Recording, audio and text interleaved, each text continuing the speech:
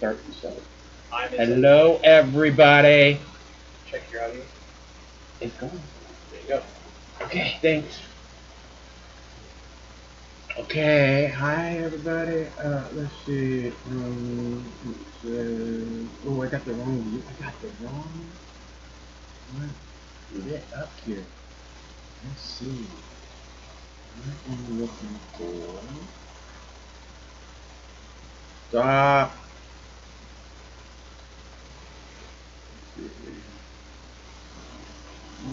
You know, I can never find my video. I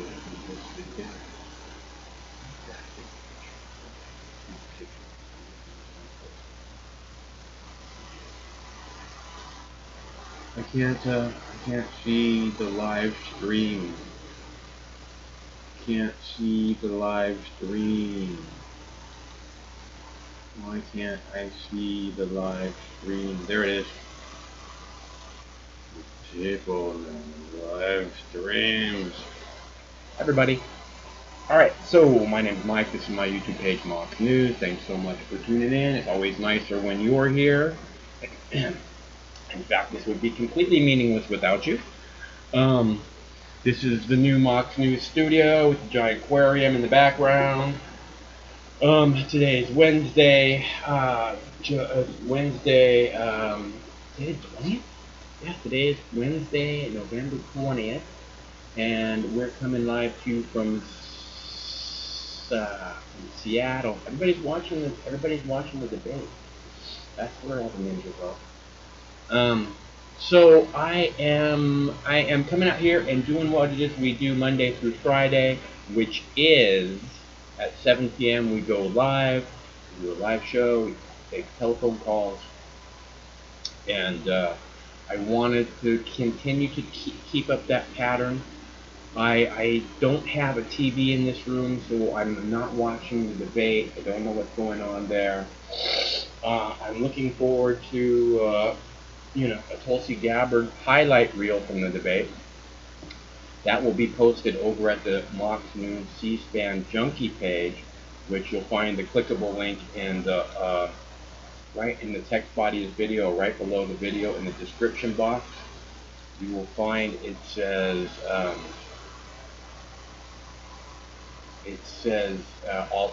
alternate Mock News YouTube page. And that is the C-SPAN Junkie page. I'm putting it in the chat room right now. So you can click on it. There it is. If you want to subscribe. I highly recommend you subscribe over there because that's where I'm posting videos right now, because I have a guideline violation strike on this YouTube page. So I'm not able, I have to be very careful about what we're posting, because if we get another guideline violation, they will take away our ability to do live feeds, to do live streams. It'll take away our ability to do uploads, and possibly take the site down. And the thing is it's always easy to go and start a new site, go and do live feed somewhere else. But there's almost 11,000 videos on this one Mock News YouTube page, and that is something of value to the entire planet. So all humanity. So I am trying to protect that in order to keep it from disappearing or whatever bad thing it is that may happen to it if I was to get another copyright strike. Or not, it's not a copyright, it's not even a copyright violation, it's a community guidelines violation. This is how they've gotten rid of Mock News YouTube pages in the past. It had 10,000 videos on each of them. So it's very, I'm very sensitized to the whole thing. So anyways, I'm out here, I'm doing what I said I would do. I'm in place, I'm ready to talk about, why is Joe Biden even running for president? He said marijuana will never be legalized while he's president. What fucking planet is he living on? So if you guys want to talk about that, I'm gonna give you guys like 5 minutes to call in, and then I will go move on to something else, because I have a lot of things going. And hey, Wolko, I gotta go. I don't know. There's. Oh, did you guys see the clip? Did you guys see the Senator Kennedy clip from yesterday that I posted over at the C-SPAN Junkie? The one, I thought that was really good. Let me see if I can pull it up. Hold on. So that comes up. I'm supposed to press the 0 key, and then it comes up. And it doesn't come up when I press the 0 key. So,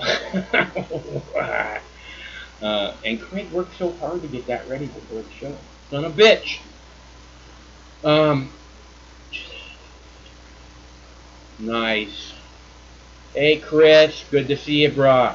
I am just doing the thing that we do every Monday through Friday. We're doing the live call-in show at 7 p.m. Monday through Friday. We've been doing it for a month now, and I'm trying to get just the pattern. I just want to keep the pattern of doing it. I know that there's a debate tonight, and everybody's over looking at the debate, and that's cool. That's why you come to Mox News. A lot of people is because we're posting things that are happening now. So I understand why people want to watch the debate. Plus, Tulsi's there. She's almost never on TV, so you had trouble getting me here in front of the camera, honestly. But this is what we're doing now at 7 p.m. Monday through Friday. So I am just making sure to be in place to do what I said I would do. And the thing is we have to we want to keep this. We want to be in place because when something big is going to happen, I'm sure that an awful lot of you feel like I do, like there's like something monumental is about to happen, and again, this is why I don't want to lose the main YouTube page. I mean, mostly because the archive is of value to all mankind, all humanity. But I don't also want to lose the audience for when something big does happen. Then we can go live and we can have this discussion and everybody can be involved. And YouTube can't censor the comments. And we can take the phone calls and we can be like, yes, we're discussing this and this is what's happening and it's unbelievable. And instead of YouTube trying to control the conversation as they've become out of control censors in doing, and that way, and that's why I'm doing this. That's why I'm coming out here, because we want to be ready. And this is another aspect of the show, the live thing. And I'm supposed to have a clip ready on here, but it doesn't seem to be playing. It was the Senator Kennedy clip from yesterday, where he said drywall, Christmas ornaments, drywall, and Jeffrey Epstein. Name 3 things that don't hang themselves. And I thought that was important because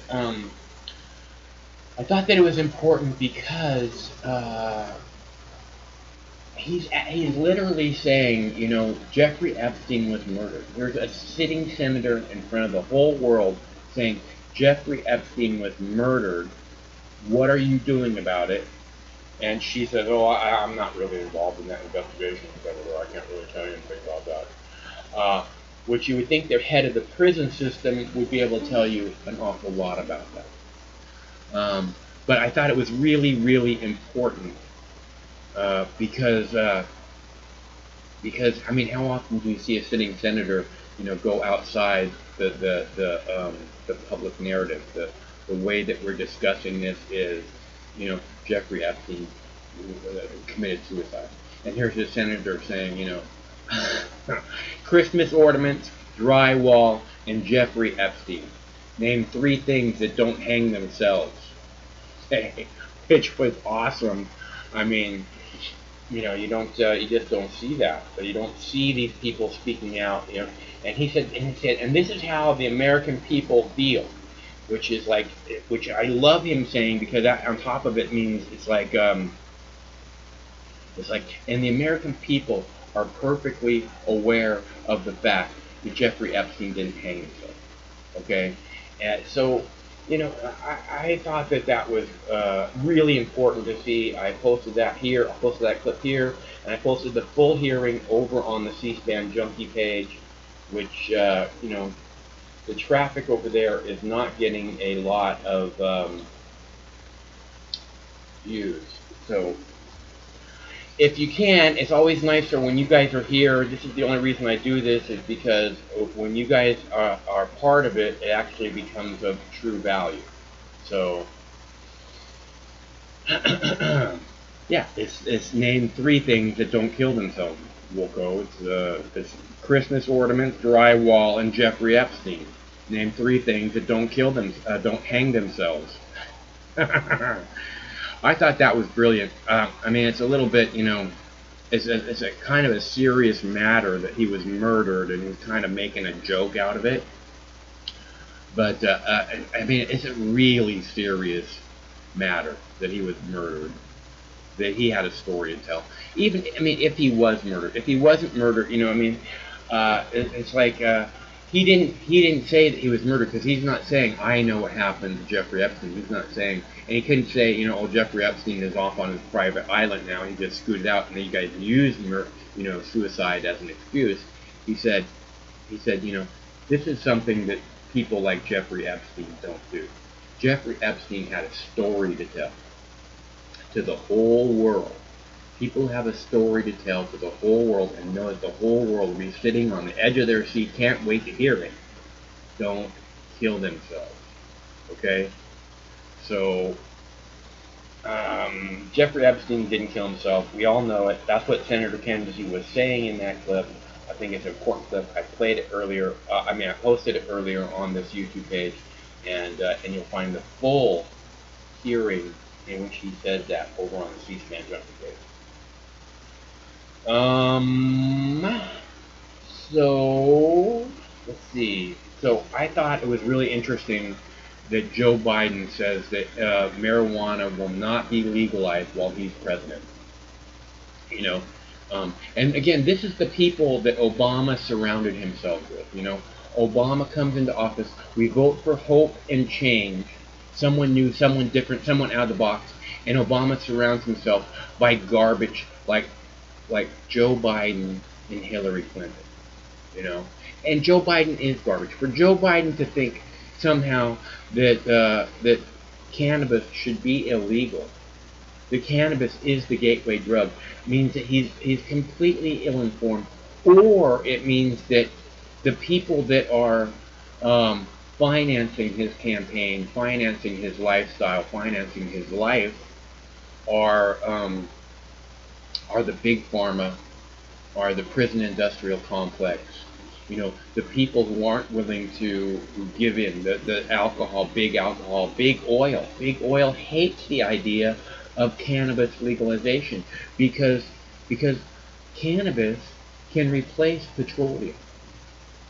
And it is the solution, and for whatever reason, these people are so short-sighted. I mean, besides it being this amazing medicine, besides it being, something that fights cancer and protects your brain and does all this, amazing things, that's completely safe. No one's ever died from it. And these guys, and Joe Biden's like, marijuana will never be legalized. Well, fuck you, Joe Biden. Joe Biden will never be president. How about we put it that way? Because that's basically what you're saying, Joe Biden. Under a Joe Biden. Okay, so I'm really getting ready to start this garden now. I believe that I'm this close to having my ultimate dream garden set up. This close. So I will be starting the garden in the next few days. I don't know how much news I'm gonna be able to do because I need some healing. I'm in this place right now where I'm broken because of this bullshit that YouTube is pulling, where everybody else can cover the impeachment hearings, but Mox News is not allowed to cover the impeachment hearings because if you do, we're gonna shut you down because it's beyond our community guidelines. Not for everybody else, just for Mox News. So I'm hurting really bad from that, and I, I'm a fighter. I'm not giving up, but part of being a fighter and taking the punches is know when you have to back off. And you have to fucking take a breath. And you have to recuperate and heal so that you can go back in and fight the good fight again. So I'm going to focus on setting up my garden, okay? And I'm in place. I record. I record about 80 to 90 hours of video, of news video a day, maybe a little bit more, maybe 100 hours. Okay, so I'm in place and I'm ready for when something happens. But right now, at this moment, and I will keep an eye open.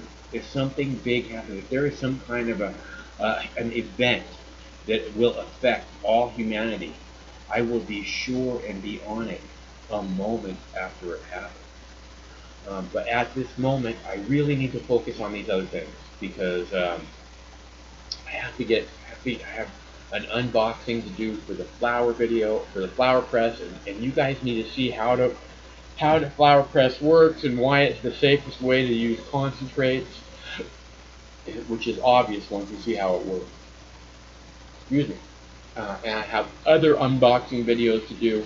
I have more stuff on the way. I have to get this stuff. I have to prioritize, and I have to heal. So I mean, I have to be able to heal up at least enough where I can take more punches, take more punches, take more punches. And of course, you guys have a lot to do with that. You guys are the strength of Mox News. If it were not for the Mox News ninjas, Mox News would not be here any longer. So, you know, it's you guys that keep us going. You guys that have kept me strong and moving forward. Yes, she is, Jackie Cat. Tulsi is amazing. Tulsi is amazing. And if we had Tulsi Gabbard as a president of the United States, of these United States, I think everyone would be able to once again hold their head high, regardless if they are conservative or liberal. You know? Which again, that's just a horrible way to identify, and you should find something better to not to paint yourself into a box for than those kind of pictures. But yes, Tulsi Gabbard is amazing, and if we had her as living in the White House, representing us as president of these United States, I do believe that people would be genuinely proud of the White House and genuinely proud of our president. You know, I mean, people were genuinely proud of our president when Obama first came around. They were like, I voted for Obama. You know, people were very proud, and then he turned out to be a douchebag. So hopefully that's not how Tulsi is. I don't get that from her. I think she's the real deal, and she's been there. She's been to hell and back.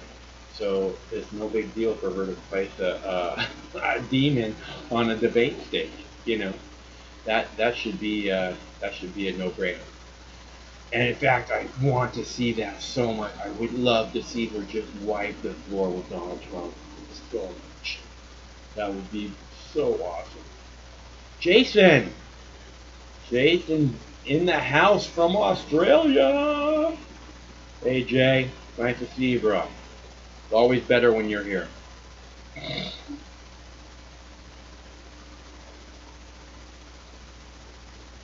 Well, Tulsi's been speaking on the media corruption a lot. Tulsi says the media is a big part of the problem here. The media thinks that they can play games with all Americans. I guess the whole world, really. Jason, isn't this your aquarium? This is your live feed, right? You have this aquarium on your page? This is what Jason's house looks like. From the land down under, the great land of Oz.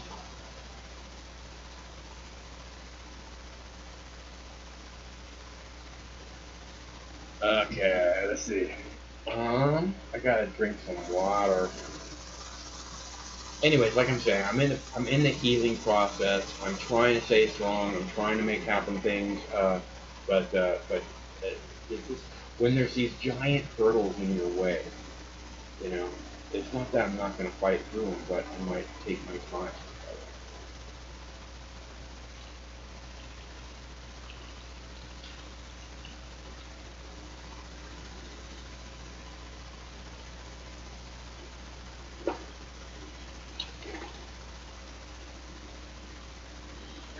No, I don't want the debate on the screen. I told you already.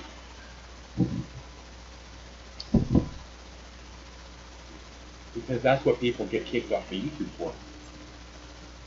Anyways, I'm pretty sure if I put the debate up on the blue screen right now. No, that's okay. I don't want to see it. I'll look at it later.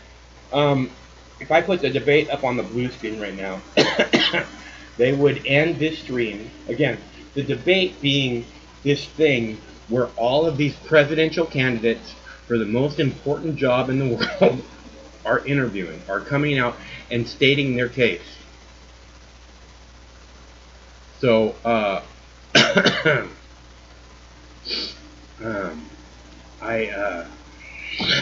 excuse me, that was good. Woo! If I put the debate up right now on the blue screen, not even with audio, they'll take this page down. I won't be able to do the live shows at 7 p.m. And the thing is I know the live show is going slow, but this is not an easy thing to do. I know it looks like I just sit here in front of a camera and talk or whatever. I don't care. I don't care what other people are doing. This is another. This is a. So I'm doing this because this is another way for us all to connect. This is what YouTube has been about all along, or mock news has been about, is us coming together to discuss what's going on in the world. That's what I've always said. I've always said that it's you guys in the comments that make mock news so much more interesting, that give it so much more flavor, you know. And that's why I've always said that without you, mock news is worthless. So, and that's why I really want you to go over and make sure that you subscribe to the C-SPAN Junkie page. Because if I am going to do work, I want my mock news ninjas there to appreciate it. Because you my ninjas, you know, you my ninjas, and I love them. So here's where we're at. I am gonna do the live show Monday through Friday, 7 p.m. I am not getting any calls tonight. We've been streaming for 25 minutes. I can talk for hours. I don't want to talk for hours, you know.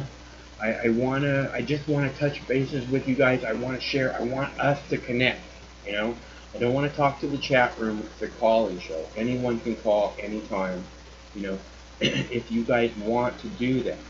If you don't want to do it, it's okay. You don't have to call. Don't feel obligated. This is what I'm trying to make happen. So I don't want to talk to the chat room, although, you know, it's nice to see Jack Cat, it's nice to see Wolfco, it's nice to see Jason, it's nice to see UTN. I pulled up another stream when I first went live because You need to press 1 to take this call. Hello, caller.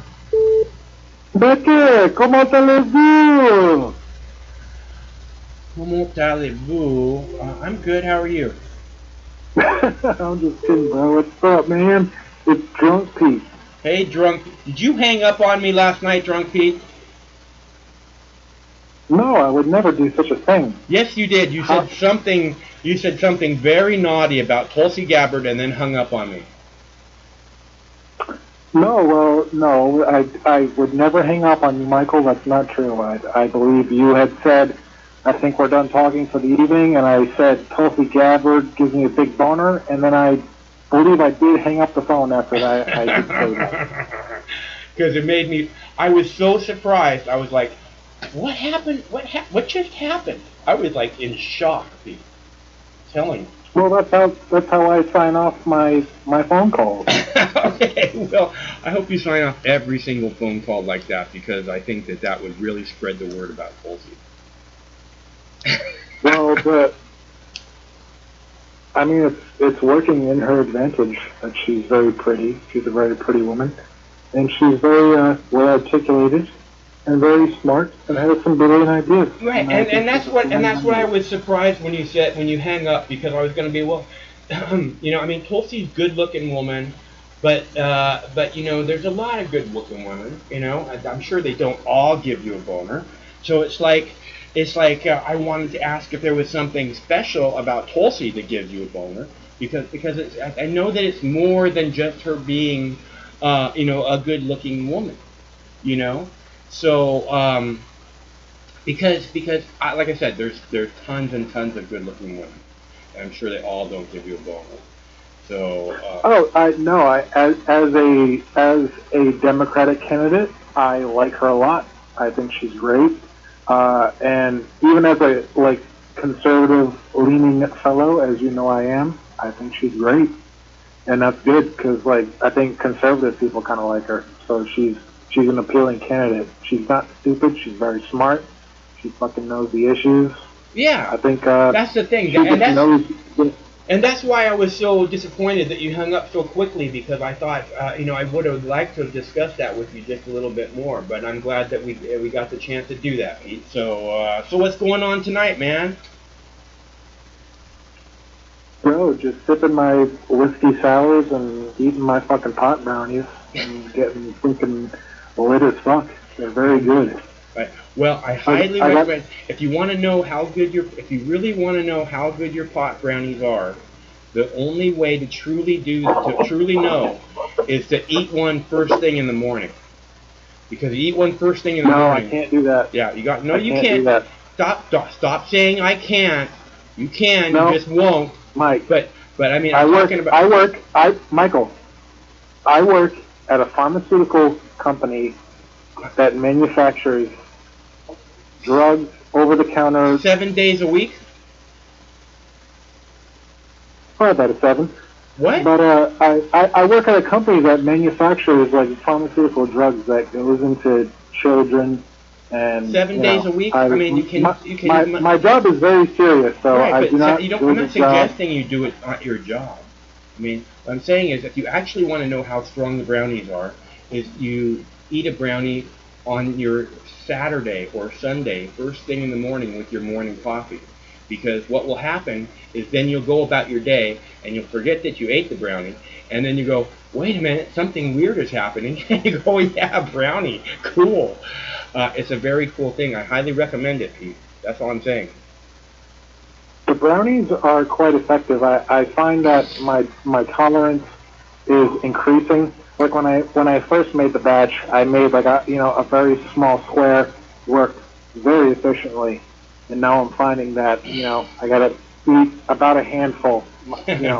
My tolerance is increasing, but it works very well. I can't smoke anymore.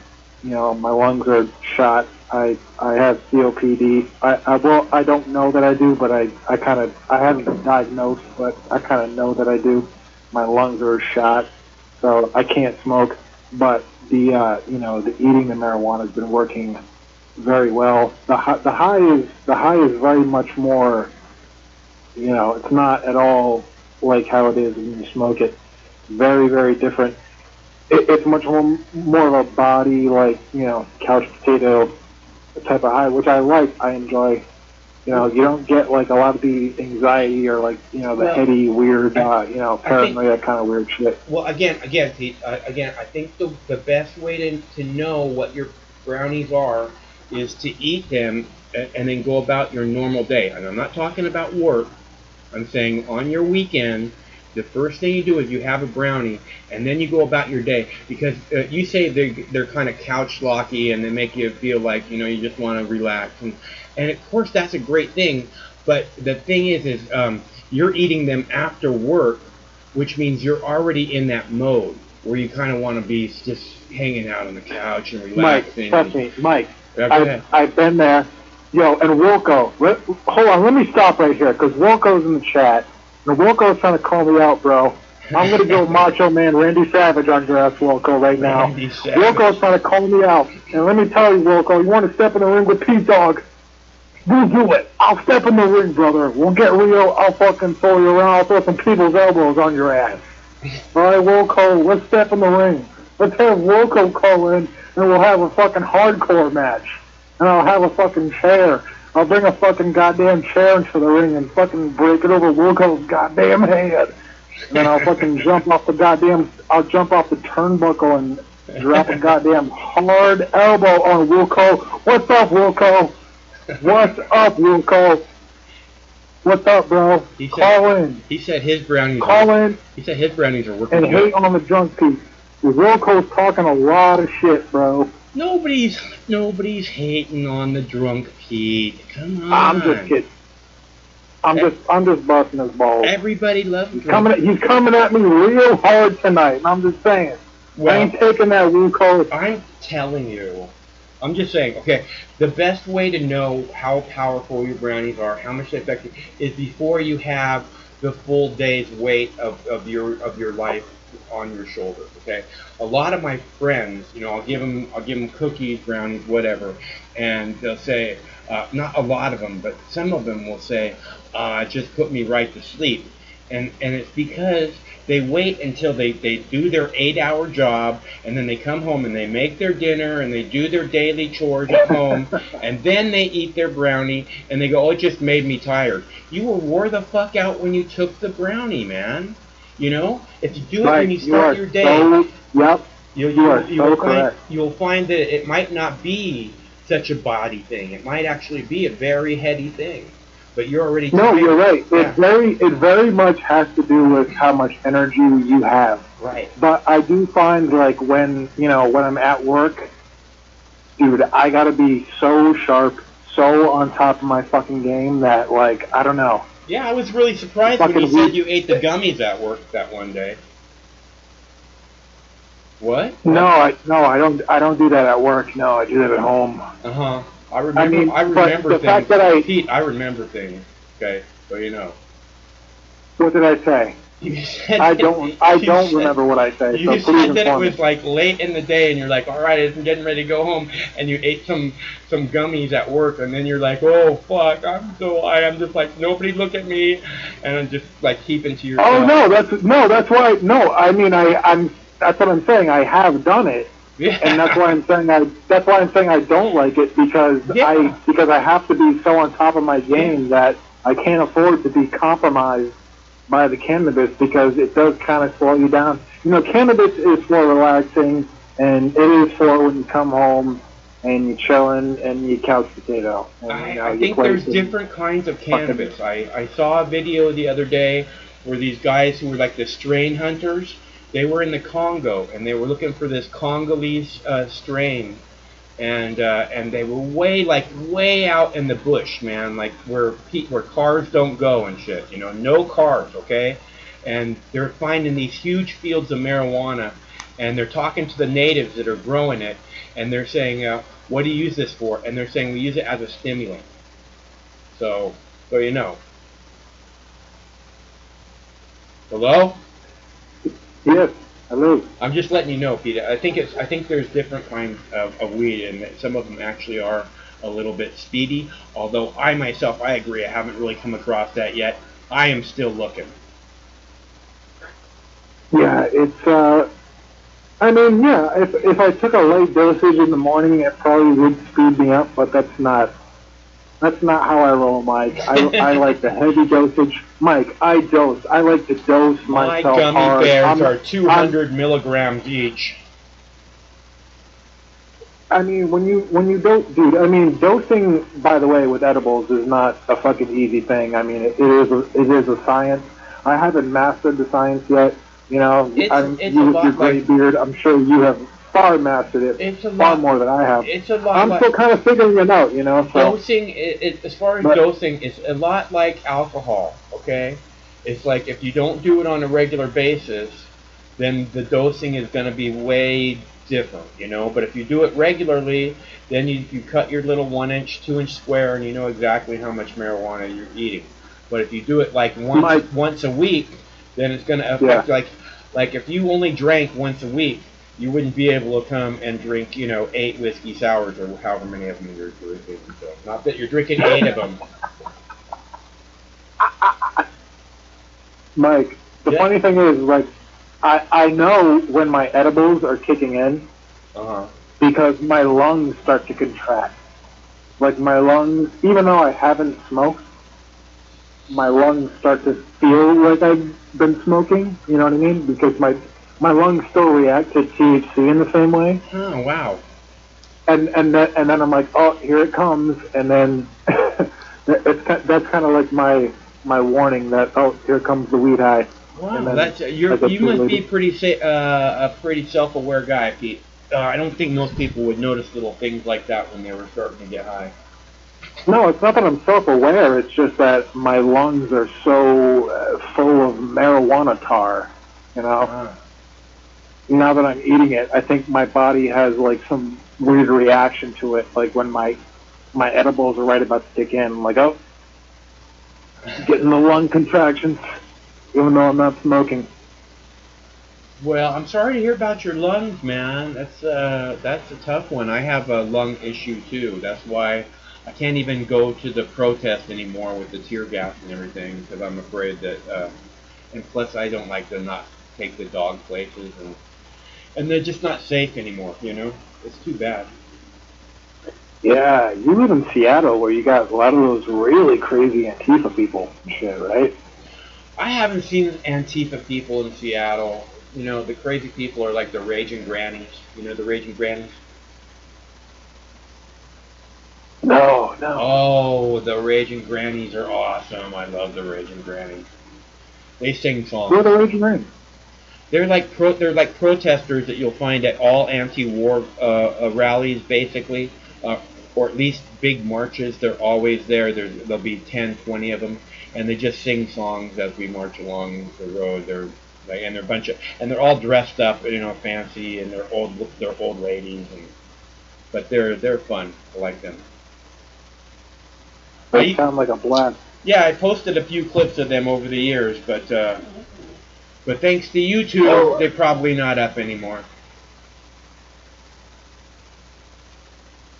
Mike, I was saying earlier, are you trying to switch to another, YouTube page?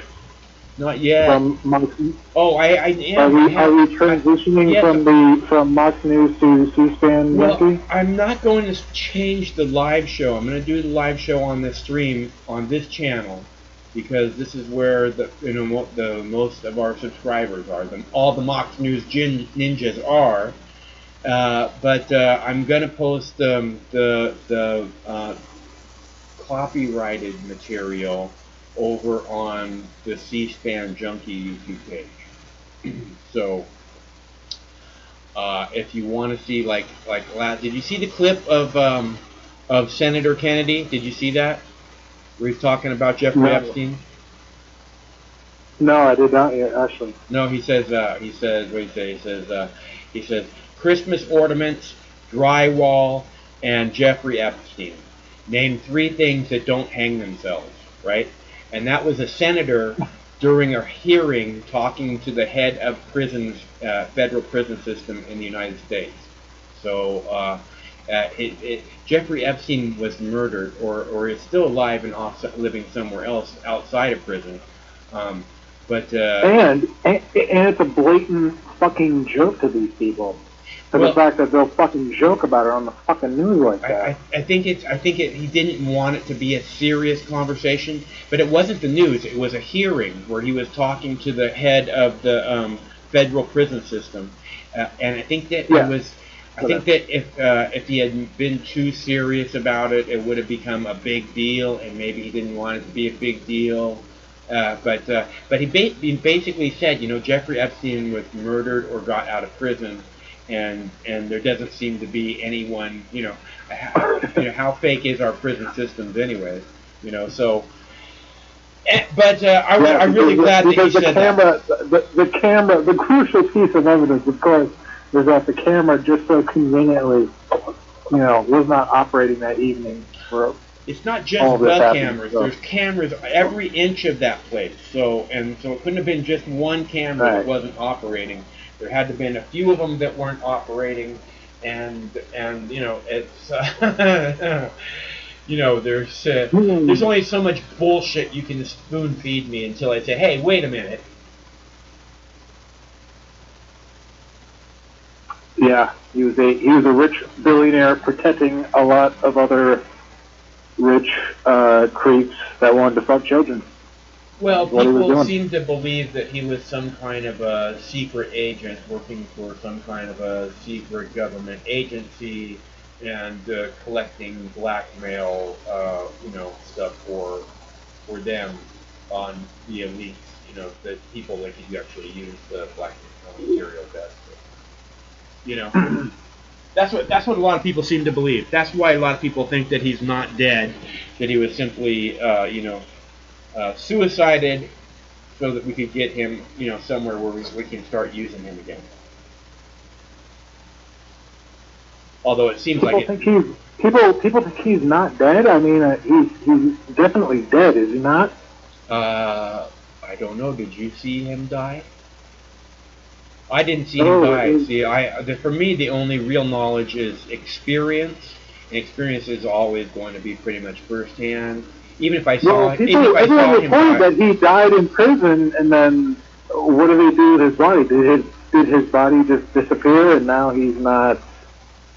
Now we're not sure if he died or what happened. okay, you die in prison, and then they go, okay, well, we're gonna have to bury this guy, and they bury him, or whatever. They have a funeral, or they cremate you, right, or whatever. I mean, after they do their autopsy and everything, which it is pretty easy to just say, okay, we buried him and he's gone, or whatever. I mean, I don't think it's that complicated once you get off the radar. I mean, the guy was completely, even though he should have been right in the front of fucking cameras 24/7, streamed live on the internet, he was somehow off the radar, and now he's not. Now he doesn't exist anymore.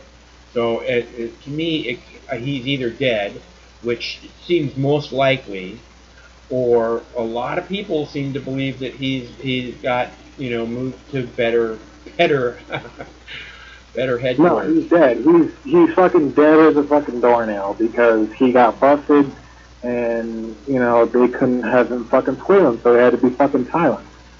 That's what happened. Well, he's not alive. Okay. It's not like he fucking flew a nice private jet to the fucking Cayman Islands. He's fucking dead. Yeah. That motherfucker is dead. Okay. I don't know. See, this is the thing. I don't know. It's like with 9/11. I don't know. I'm just pretty sure that I'm being lied to about it. I don't know what happened. I'm just pretty sure. I think that if you're someone like Jeffrey Epstein who fucked up like that, where you're on the media, where he was all over, like, you need to be taken care of. And clearly, we had this big everyone knew everyone knew that's what was going to happen, right? Everyone expected him not to make it to court. No one expected him to make it to court. He didn't make it to court, So they get somebody who, I don't think it's that hard to pretend like they offed him, and I don't think it's that hard to off him. Either one. No, I'm saying he definitely was off. Yeah. Some people think he's not dead and he got away like Hitler did during World War II. No, Jeffrey Epstein is fucking dead. You think Hitler got away? Dead. No, I'm just fucking around. No, I don't know. Like I said, I don't know. I don't know what happened on 9/11. I don't know what happened. Did you see this stuff about the Boston Marathon bombers? They're trying to blame another murder on the dead Boston Marathon bombers. Did you see that? From the guy who the FBI murdered, right? The FBI murdered this guy who was the Boston Marathon bombers' like best friend or whatever. They did an interview with him after they had murdered the Boston Marathon bomber and captured his brother. They did an interview with this guy who was his best friend, the FBI, and during the interview, he supposedly pulled a samurai sword or a ninja, a samurai sword off the wall and tried to attack 11 FBI agents with it. And they had to shoot him 11 times from the back. And there's no audio recording or video recording of the session. And now, 5 years later, they're blaming another triple murder on these guys because that guy who they murdered during the interview told them about that before he was murdered by them. So we got that going for us. Wait, what? You just spun me a yarn. I'm sorry. I know it's complicated. I thought Tsarnaev, right? Yeah. The Tsarnaev brother? Yeah. The two. Right. I thought they were both dead.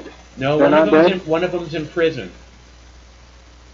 Oh, right. One of them got shot. One of them's in prison. Okay, it's coming back to me now. Yeah, I'm one sorry. of them's in prison. He's the younger brother. He actually hasn't gone to trial yet.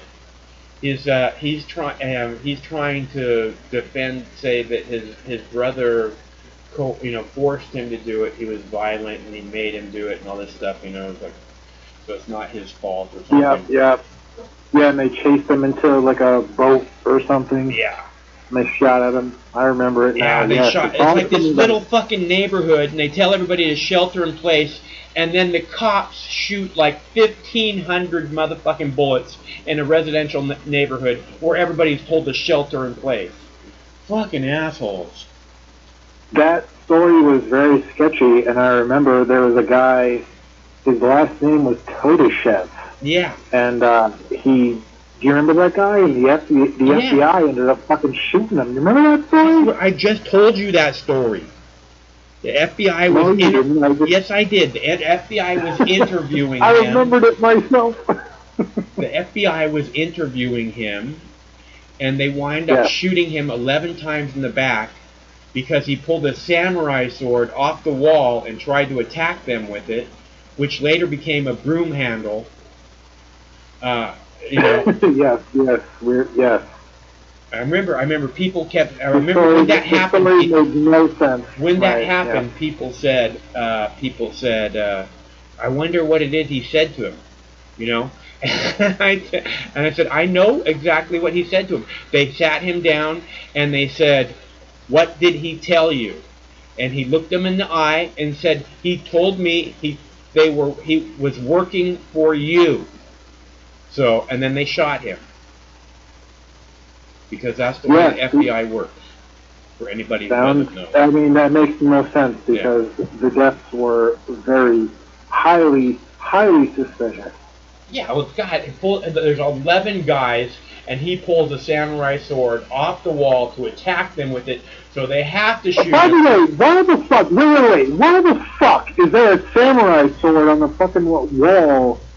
Why is that even there when he's being interrogated by, why would that not be removed from the fucking queen? They were interviewing at his home, and he was a championship martial artist. He's like a professional almost. Like he's constantly competing in martial art competitions. So naturally, he would have a samurai sword on the wall, which later magically turned into a broomstick handle.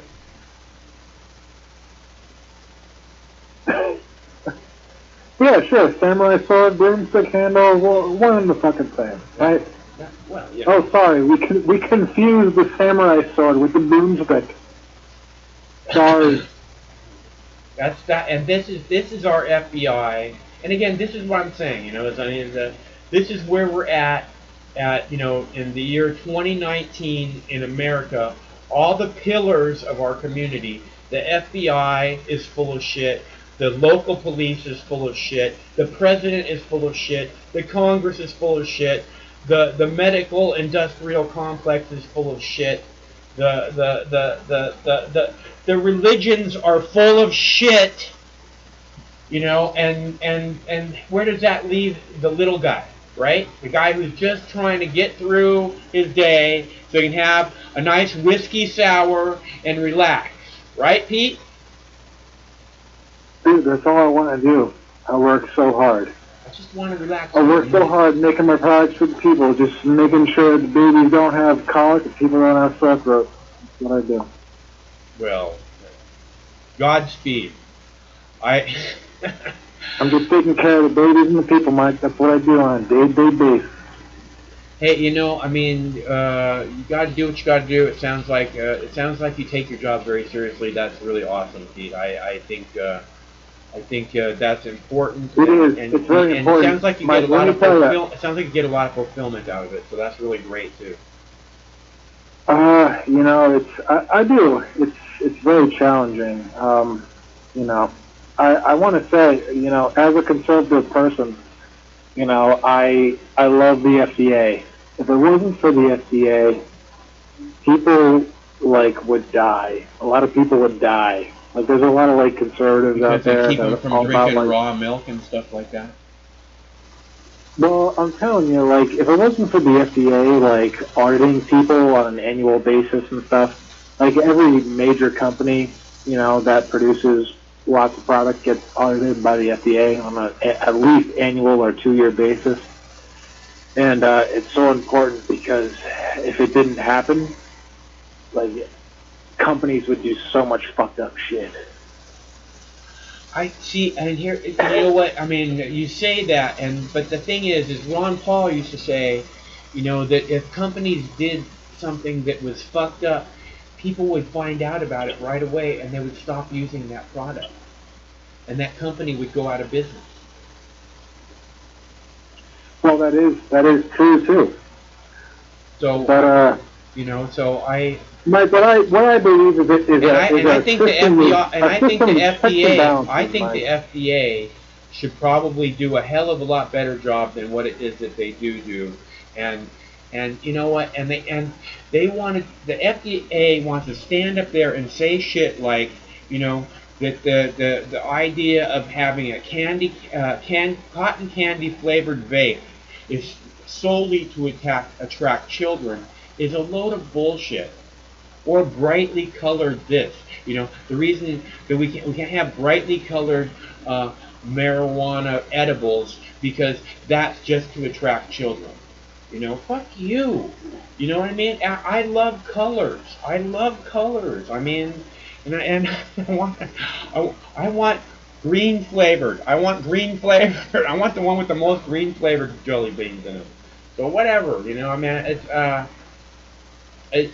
don't. It's we're at a very fucked up place in the with the marijuana game, but I do even as a conservative, I think like the FDA is protecting people, and I'm glad that we have. I believe in a system of checks and balances, Mike.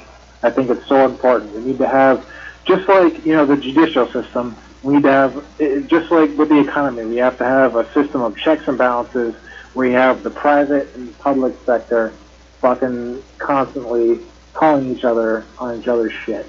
And you know, we need an FDA to look out for people because if we didn't, I'm telling you, companies would be doing some goofy shit and people would just be releasing products that weren't safe. I think we need to have the FDA. I think that see if they were protecting us from protecting our water and shit like that, you know, then hell yes we need the FDA. But they're not doing that, dude. They're not keeping it. They're not protecting us from fracking. It's going to destroy every drop of drinking water on the planet. You know. You know, the FDA only has so many resources available to them, especially in the Trump era that we're living in. But you know, I do believe they should be. I mean, you know, look, I work at a pharmaceutical company, and you know, per the you know regulatory guidelines, we should be audited at least every 2 years, and we haven't had an FDA audit in at least 2. You know, we're overdue for an FDA audit, you know, and everyone at my company is like, oh shit, the FDA is going to come here fucking any day. We're just waiting for it. But they ain't fucking coming because, you know why? Because they're too busy fucking, you know, trying to regulate other bigger fish out there in the fucking sea. You know, so it's and it's sad because you know we need the FDA. I want the FDA to come to my company. Stop talking because about how you want government, man. Government is this horrible thing, and why do you want the FDA to come to your company? Go ahead, finish. Because the FDA does annual or biannual audits on companies that need to be audited. Quite frankly. There's a lot of companies out there that, small companies that are doing a lot of fucked up shit that kind of need to be kept in check. Well, if there's people that are using chemicals that need to be disposed of properly and things like that, then there needs to be someone who's keeping track of that stuff. But this is the deal: is that there's a whole lot of stuff going on that you know it should be a priority to keep track of. Like, let's say, cops who kill people, right? There is no federal organization or federal registry of cops that kill people. So, in my mind, that tells me that there are serial killer cops out there lurking around and thinking about who it is they're going to murder next and fucking salivating about it while they're doing it. And that's that's something that's important. But the FDA, regulating vapes and shit out of the blue and saying, oh, you can't have any flavors, and oh, you got to stop this, and they jump back in immediately on cannabis, Pete. Okay, you should stop vaping all cannabis concentrates immediately. Fuck you. Don't.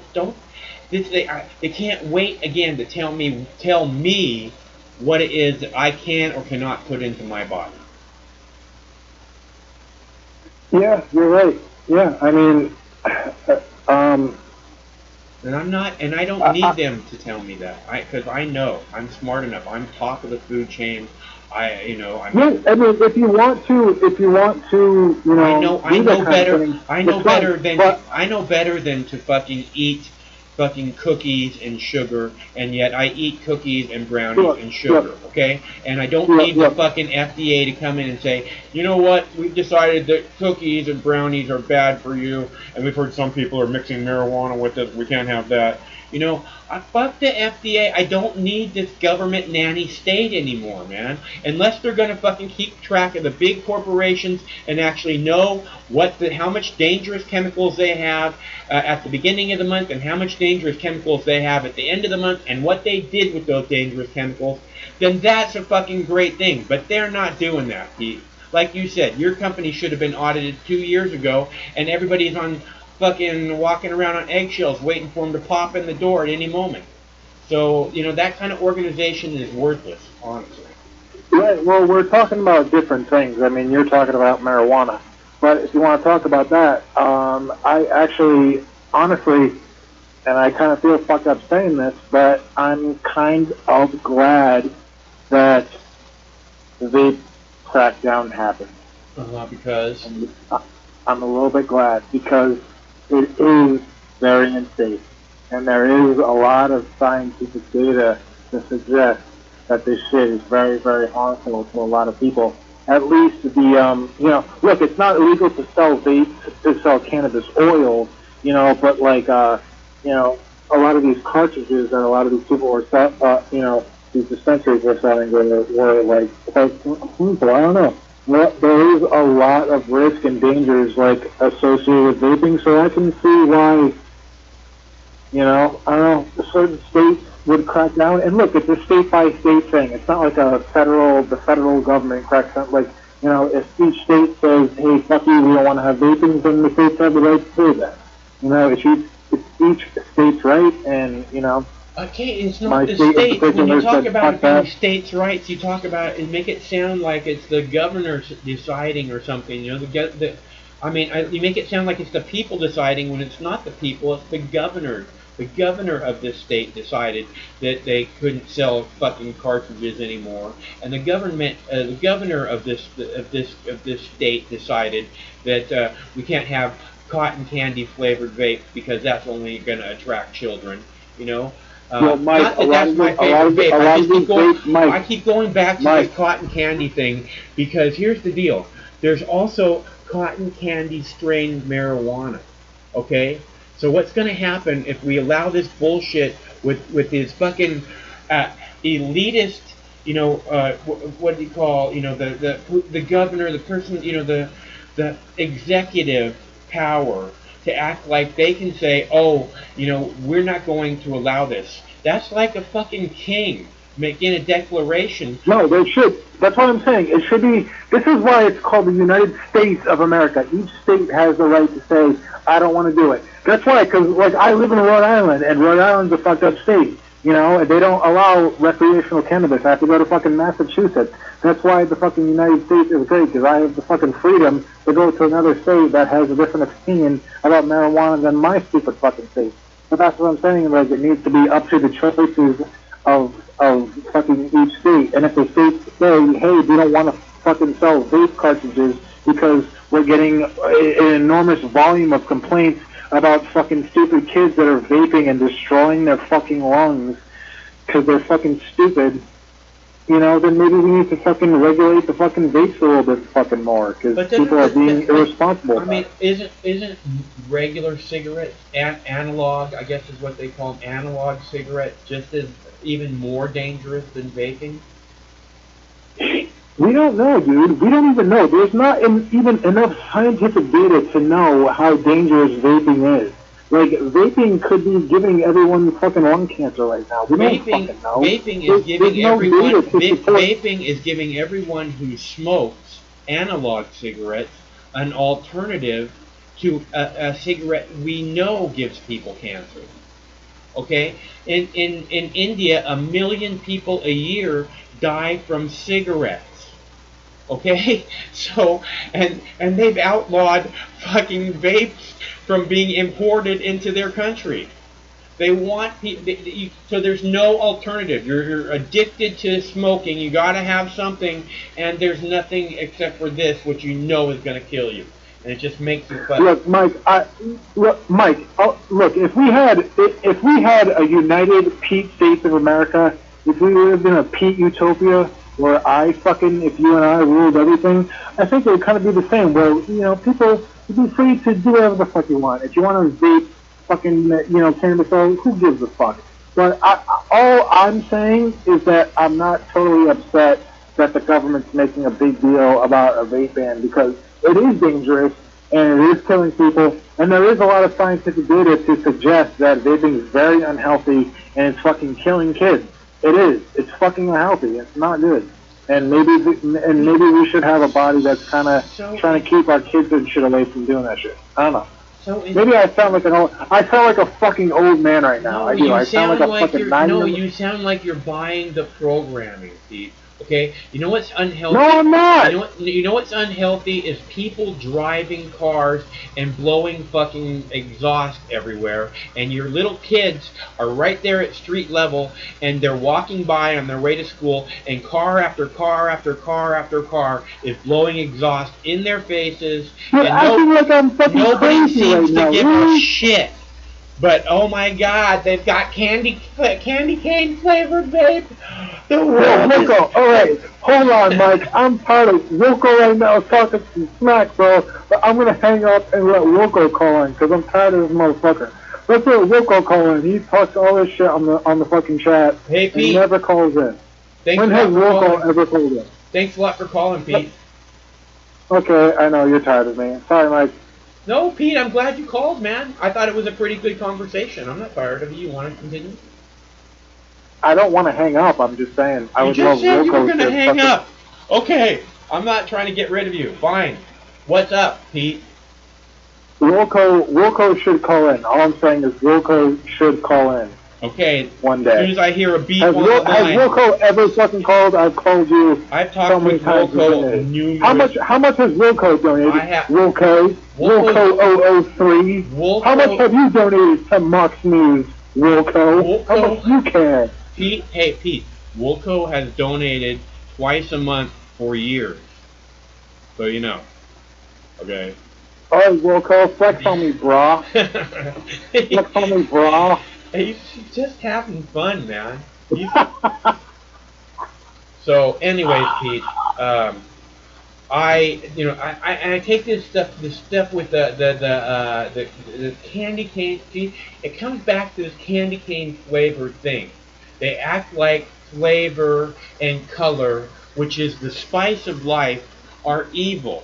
You know, I love cotton candy. I love peppermint. And once the government gets their hands on once they legalize marijuana nationally, They're going to have all these laws that they attach to it, and they're going to say, oh, people can't grow cotton candy flavored strain, cotton, because not flavored.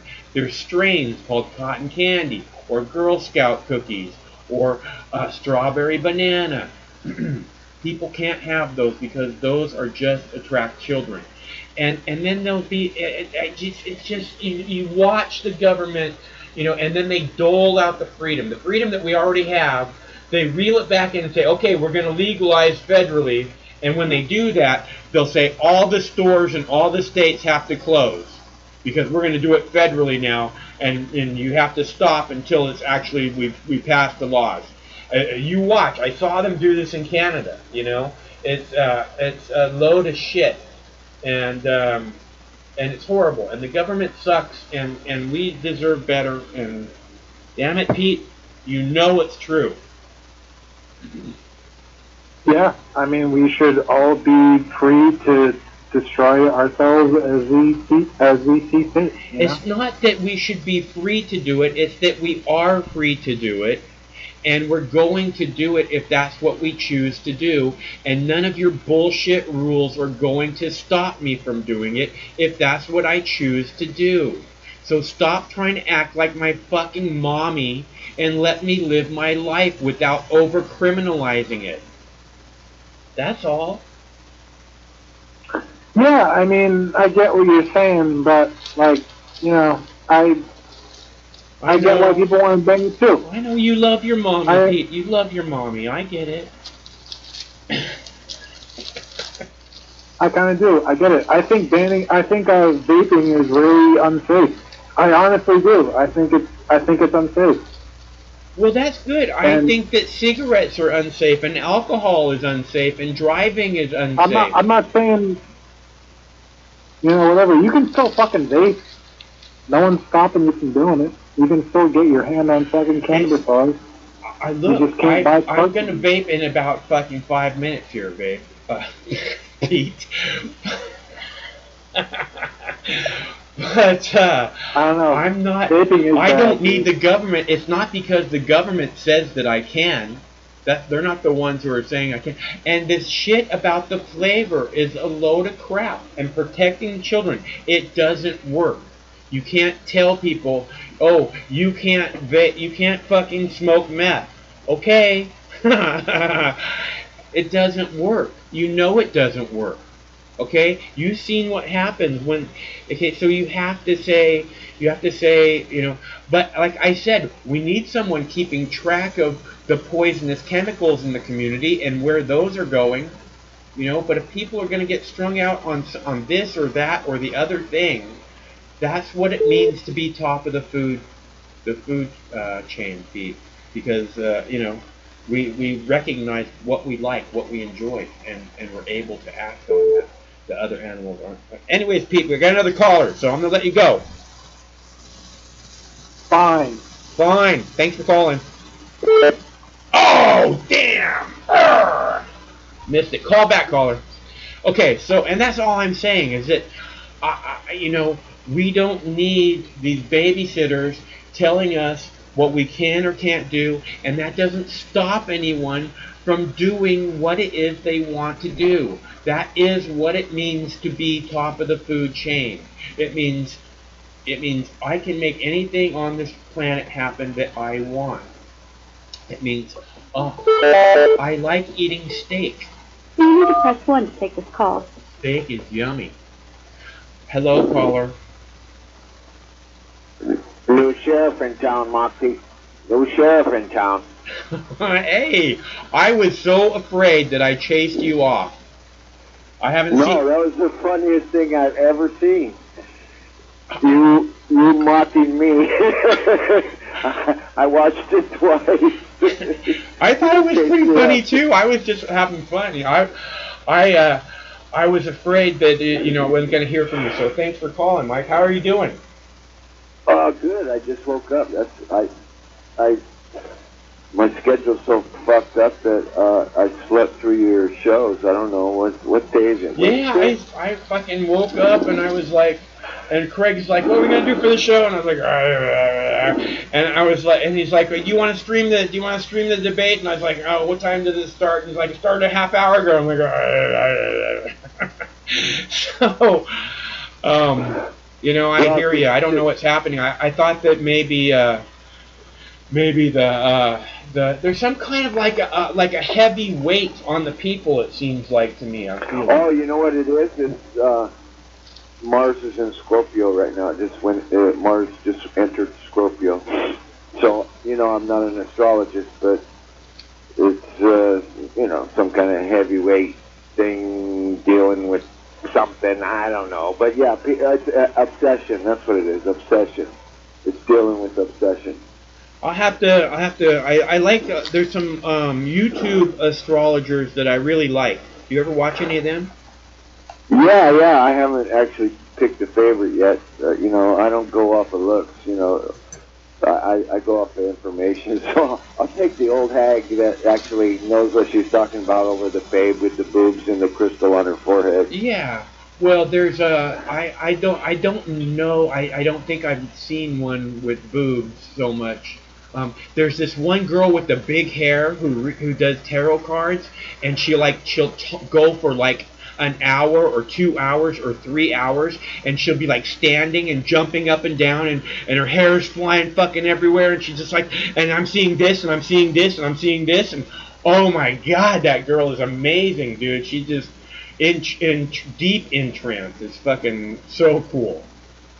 Yeah, well, if you get in touch with 5 different astrologers, you'll kind of realize that hey, they're all reading from the same fucking book because they're predicting pretty much the same fucking things. It's like, hey, there must be a science here because they're all saying if this star bumps into that star, then this thing's going to happen, and you're either going to get constipated or you're going to be free. It's like, oh, cool. I didn't know that. Thanks. But I like astrology, but I don't bet. I don't go to the racetrack and bet on horses. Most of the time I actually ignore it. Like okay, I'm not supposed to be driving today, but you know what? I'm gonna fucking drive anyways. I don't care. You know what? There's this. It's not so much that's what I see is they're saying this is going to be a good time for this to happen, and this is like going to be a really productive time, and you're going to be able to make whatever, it looks like if these things are aligning, we'll be able to make a whole lot of things happen right now, or if there's it looks like it's going to be a hard road ahead, so just be tough and keep your head down, and it's not so much something is gonna fall into your lap, or don't drive, or shit like that. I don't know. But I like some of those. I really like watching some of those people. They're pretty cool. Anyways, how's the trimming going? Is that what's keeping you fucking up your schedule? Oh yeah, man.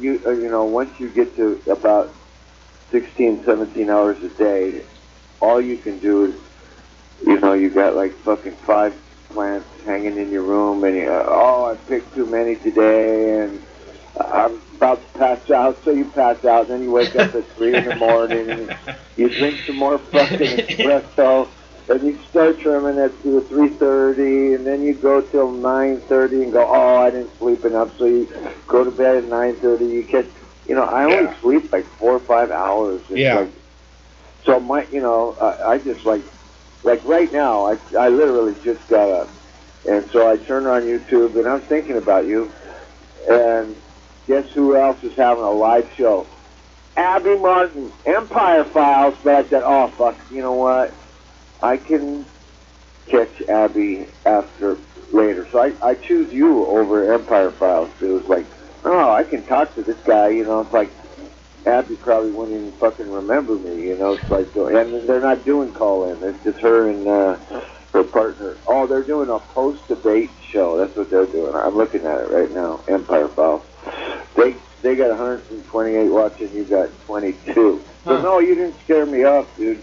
I just been trying to fucking Yeah, no, You know, I get how much no, I just was wondering. I didn't see you in the chat or anything, and I was really worried that but it seemed like you consume plenty of weed. You should be able to laugh at yourself, You hurt my feelings, Moxie. There's a new sheriff in Calaboxy. Well, I was like, you're talking, I know every top narcissist in the top professional on narcissism in the world.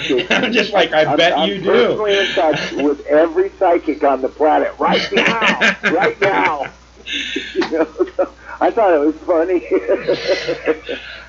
The only other thing recently I've seen as funny as that is Greta Thunberg doing Swedish death metal. Did you happen to catch that thing? No, I didn't yet. Oh, you gotta see it. You know who she is, right? That little crazy girl with the fucking from Sweden with the yeah. I know she is. Just go to YouTube and punch in Greta Thunberg Swedish death metal. Yeah, that's all you gotta do, and it will fucking blow your mind. It's the funniest thing I've ever seen. Well, I'm really glad to hear that, because it seems like they're taking away her childhood and treating her like. She says it right there. Yeah. Yeah. So I'm really glad to hear she's having some fun. That's really good. I'm glad to hear she's having some fun. She looks so serious all the time, Oh, you gotta see it, man. You'll be watching it 2 and 3 times in a row. Nice. It's the funniest thing. I'll put it on the big screen. Yeah, it'll blow your mind. Yeah, go ahead. Yeah, so I just been, I sit here trimming, and then I catch up on Bolivia and Iran and all these fucking places, and clown show didn't really change much today. Yeah. I know that much. Yeah, I'm having a little trouble looking at the news at the moment. It just makes me want to puke, so I have to not look at it at the moment. But hey, I heard that Abby Martin badmouthed Tulsi Gabbard somehow. What was that about? Abby's deal with Tulsi is Palestine mostly. Oh. And that vote thing I was telling you about last week, she voted against the BDS movement, and Abby just put out a film on Gaza, so they're naturally at loggerheads there. Yeah. And Abby's a socialist, and Tulsi is part of the, I guess it's not a lie to say she's part of the military-industrial complex. So I like Abby. I'm not against socialism. But I like Tulsi, too, and Tulsi will fucking come around. And, the recent, Tulsi has to get elected to do shit. And so, like I said, I'm going to write her in, because we don't have anybody better. But Bernie Sanders just came out with some kind of pretty extraordinary thing. What was it? Just today, I think what was he? Oh, he came out totally on the side of Evo Morales. That's what it was. I mean, Really? Wow. Yeah. That seems out of left field, doesn't it? It seems so, but Morales is a socialist and Bernie Sanders is a socialist. So, and he just said it straight up. No, it's a military coup. Right so on. he broke the party line of Who did he tell that? Did you see it, an actual video of him saying that? Yeah, and as a matter of fact, I would love to, because I watch 25 videos a day from, maybe 20 sources. So if you got a way that I can actually shoot them over to you, I'd be glad to do that, and you can just mirror them, Yeah. Well, you can hit me on the email that on my PayPal or whatever. Do you have the C-SPAN Junkie email? No. Is that your private email or what? Yeah. Well, that's the one that I check. That's the one where I do all my business stuff. That's the one I'm always on. The other one you can write me at mike@moxnews.com, and I will. So you don't have a Facebook page where I can just slap them on your Facebook page? I do. It's Mox News. I mean, it's Facebook/Mox News. How often are you on there? Like once a month? Greg is the one on there. I'm not on there. Okay. I don't like. Oh, you and Craig are that hooked in together. Craig's like, you gotta have a Facebook. I don't go on the Facebook and go, here's what I had for dinner tonight. Here's what I'm doing tomorrow. Here's my vacation. Here's my family. I don't do that shit. So I don't. The reason I'm on YouTube isn't to be like somehow social media where I'm connecting with all my friends and stuff. The reason to be on YouTube is to make something important happen, build an archive of a library of videos that's of value to all humanity. That's what I make happen. Yeah, well, even today, believe it or not, as I was watching Bernie Sanders shut down some guy questioning him on the Bolivia, and Bernie Sanders was sticking up for Evo Morales. Even as I was watching that, I was saying, God, this is so good. I wish I could give this to Michael, but I got no, because I know a lot of people, and if something happens on the 9/11. Well, yeah, that's what I'm saying. It's fucked up that they made that they made private messaging on YouTube. They ended that. It's completely, again, just shows how blatantly they don't want us talking to each other. I can't tell if they're fucking with me or it's just an algorithm with a stick up its ass. I'm not able to share. Sometimes if I need to share something, I have to copy and paste and then go, switch pages. I'm not able to save because on my YouTube channel I got like 5, 6, 7 categories, history, politics, Palestine, narcissism, blah, blah, blah. So I'm not able to save anymore from my YouTube. Really? And then you're not able to save any videos from other people's pages? Yeah. Like right now, I'm gonna. You can't favorite them or anything? Not for the last week. I thought, it's an algorithm change. They'll fix it. It's a glitch. Yeah. Like right now, I'm gonna like your video that we're talking on. Uh-huh. Boom. And unknown error comes up. Now, I don't know if other people are having the same issue, but YouTube is kind of fucking up because if I can't share or save, let's see if I can share your video. Boom, share. Yeah, this function is not available right now. So yeah, I don't know if it's just the robot or I'm nobody. Why would they fuck with me? Am I sharing too many videos? I don't know. Why would they fuck with me? My channel is not. All I do is I got a music channel, and then I save libraries of different thought categories, politics, history. Well, yeah, no, I'm glad that they're not just doing it to when you try and do it, share with Mott's news videos. That's good. I mean, I guess. But to everybody. Yeah. So, I've been trying to ask around and see if I'm the only guy having this problem. It could even be a regional problem, like people in Southern California are experiencing this problem, but I don't know what it is. I've had problems before, but they usually just kind of go away. I don't even know how to get in touch with YouTube. Who do you call? It's impossible to get in touch with YouTube. I've been trying forever to get in touch with YouTube. It seems like they don't care. Google doesn't give a fuck. So. Well, that one chick got in touch with them. You know who I'm talking about? Yeah, but I don't want to get in touch with them like that. Yeah, right. I know, but that was a pretty fucking wacko thing. It's like I never heard of her until she went into the YouTube office, and I guess she started shooting people. I'm surprised there hasn't been more of that, dude.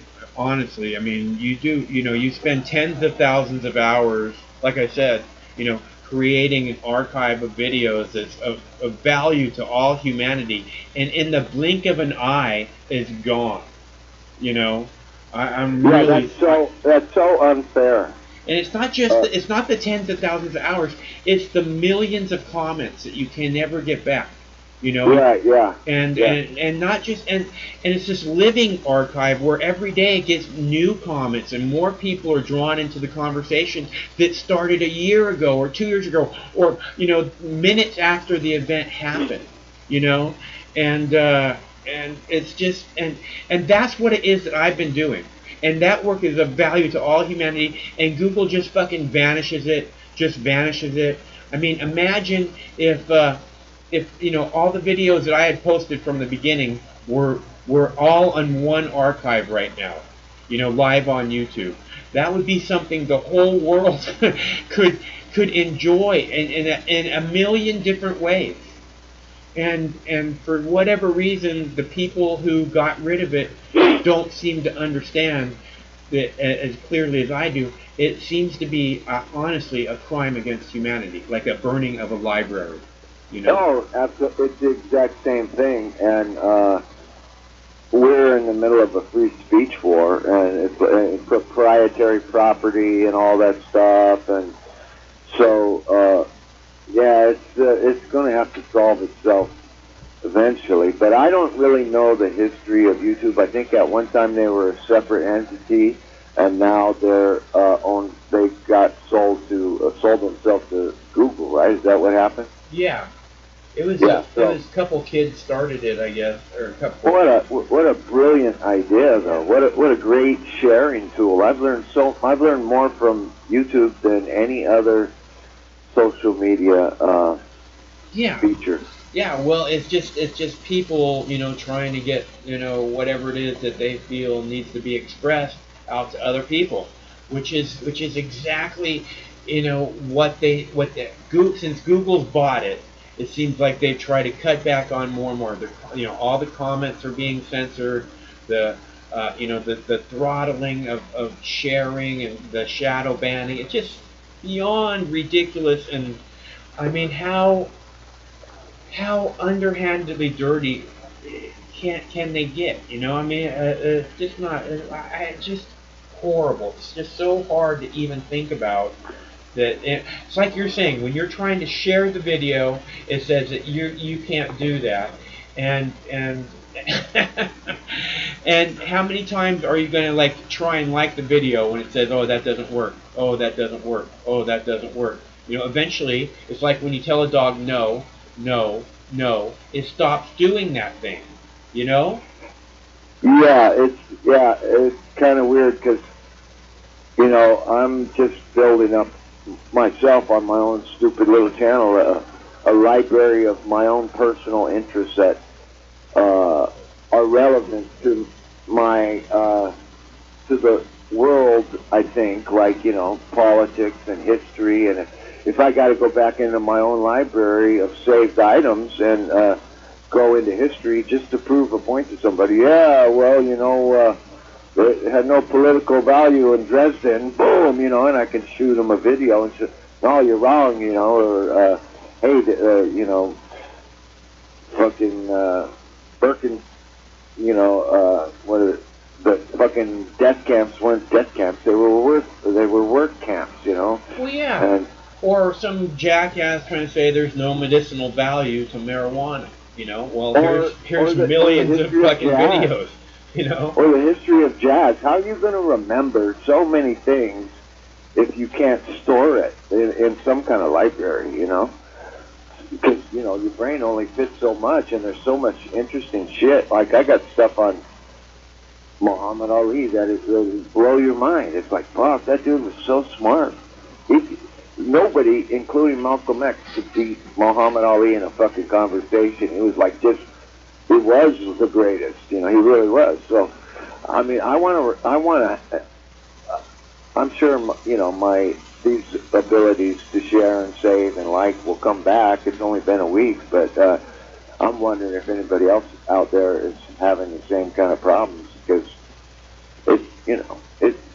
I want my MTV mic. Well, that makes you part of what's happening. If you're sharing it and you're spreading the word, then I mean, that's why I was saying I'm glad it's not just happening to Mox when you try and do it with Mox, because That's where I'm at, is, I have this feeling like they got it in for me, you know.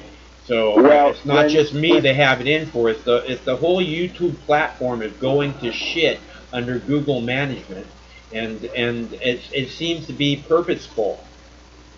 yeah, well, you've been doing what you do for long enough to kind of grok the algorithms. You know what grok means, right? No. To guess or figure out what the algorithm is doing, right? So, I mean, I'm not a technical guy at all, but when something happens on Facebook or YouTube, I go, oh, they must have changed something on the algorithm, and then enough people will complain about it, and then they'll fix it, or they're improving this feature or that feature. Sometimes all they do is change the font, you know. Oh, they must have changed the algorithm. They changed the font. So, I don't know.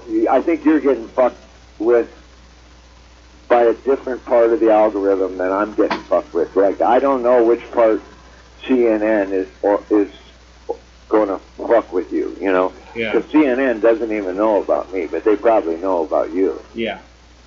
So Yeah. I'm just a fucking user who wants a functional thing, because most of my sharing isn't on YouTube. Most of my sharing is on Facebook. It's like, I don't even have anybody on my Facebook page who's not an activist.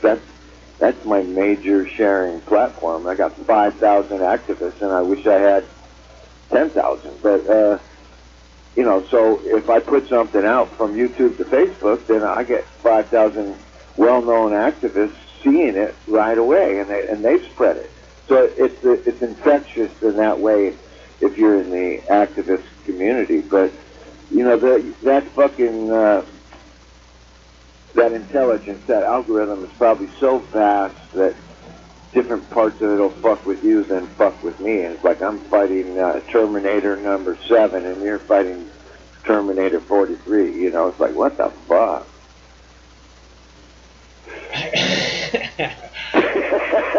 It's just it's just fighting. It just shouldn't have to be a fight at all. I mean, this was such a good thing before Google took it over, and it's just obvious that they're trying. I mean, this is all purposeful. You can't say that it's happening because they changed the fucking font. They took it over. Let's see.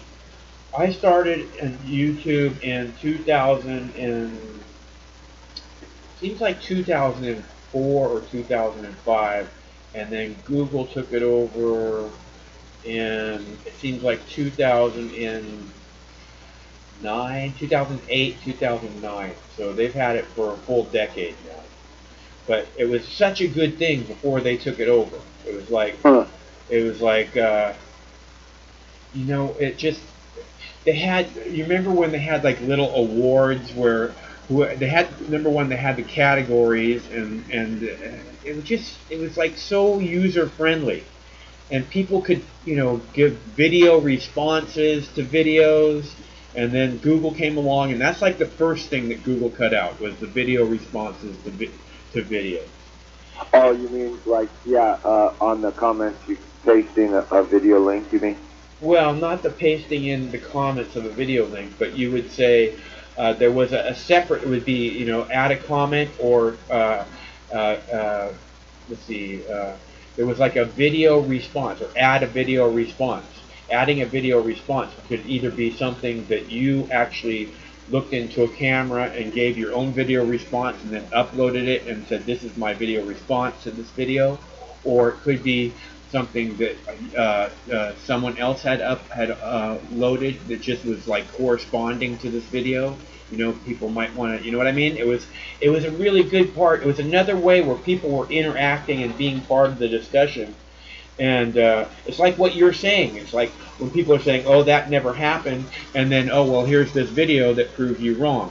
You know what I'm saying? That was one of the options, and it was so you could add a comment or a video response. And people would add video responses, but you could only add one video response to a video. Yeah, I never did that.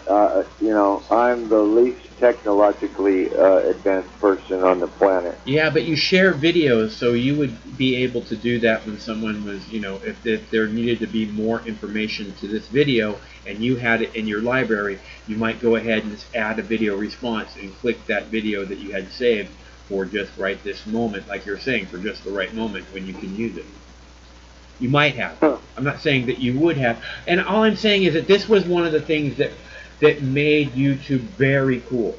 And they had awards every single day. There was like these awards for each category. Whoever was the top person in that category, meaning the most views, the most likes, and they had awards for every day, the most subscribers, and and every day Mox News would get awards, like four, five, six medals for top news video, like or number 4 news video of the day and stuff like that.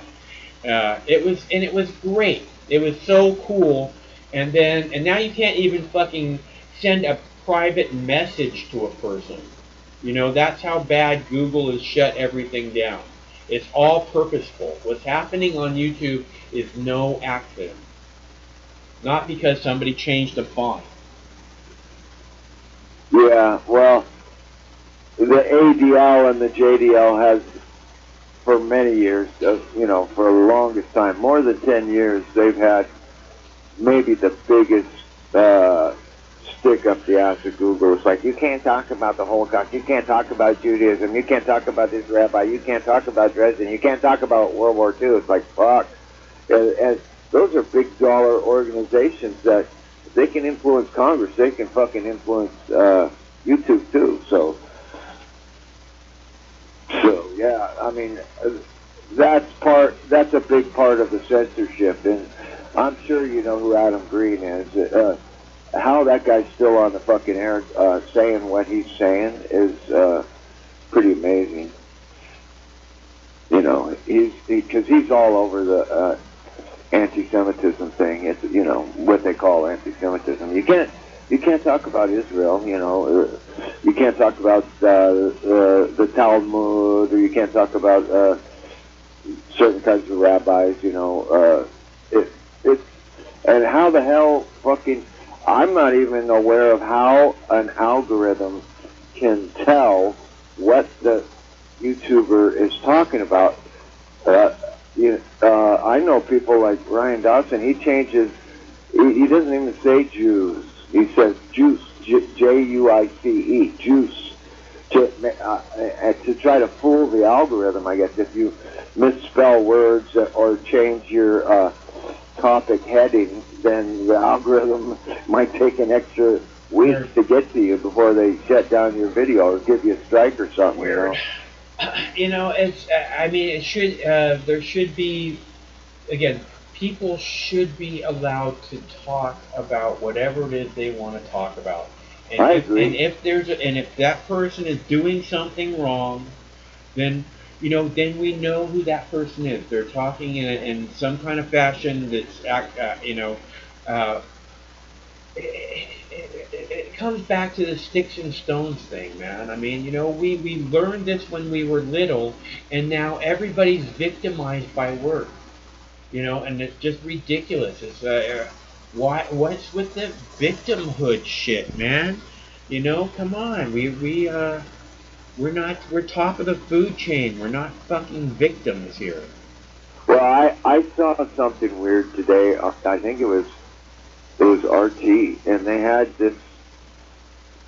The announcer was announcing a speaker, and he said she, and then I looked up from my trimming, and it was a guy with earrings, and like maybe some guy from Salt Lake City, some gay guy or something from Salt Lake City, and I've never run into that situation personally where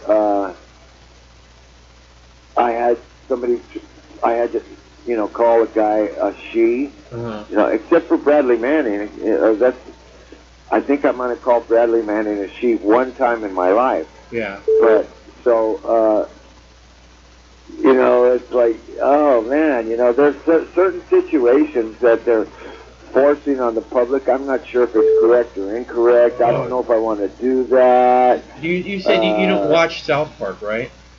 No, but I bet they got a lot of shit on there like that. Oh, last week they had like a women's competition, and this guy comes out and says comes out that he's now identifying as a woman and wants to compete in the competition, and it's like this Randy Savage macho man dude, right? You know, and he's just, you know, in everybody's face, and and it was horrible, and but they made a really good point, you know. I mean, it's there's something that's not right there, and you know, as far as the competition thing goes, you know, it's you know, there's men and women should not. If it's a physical competition, it's just not right. And I mean, people can identify it however they want to identify.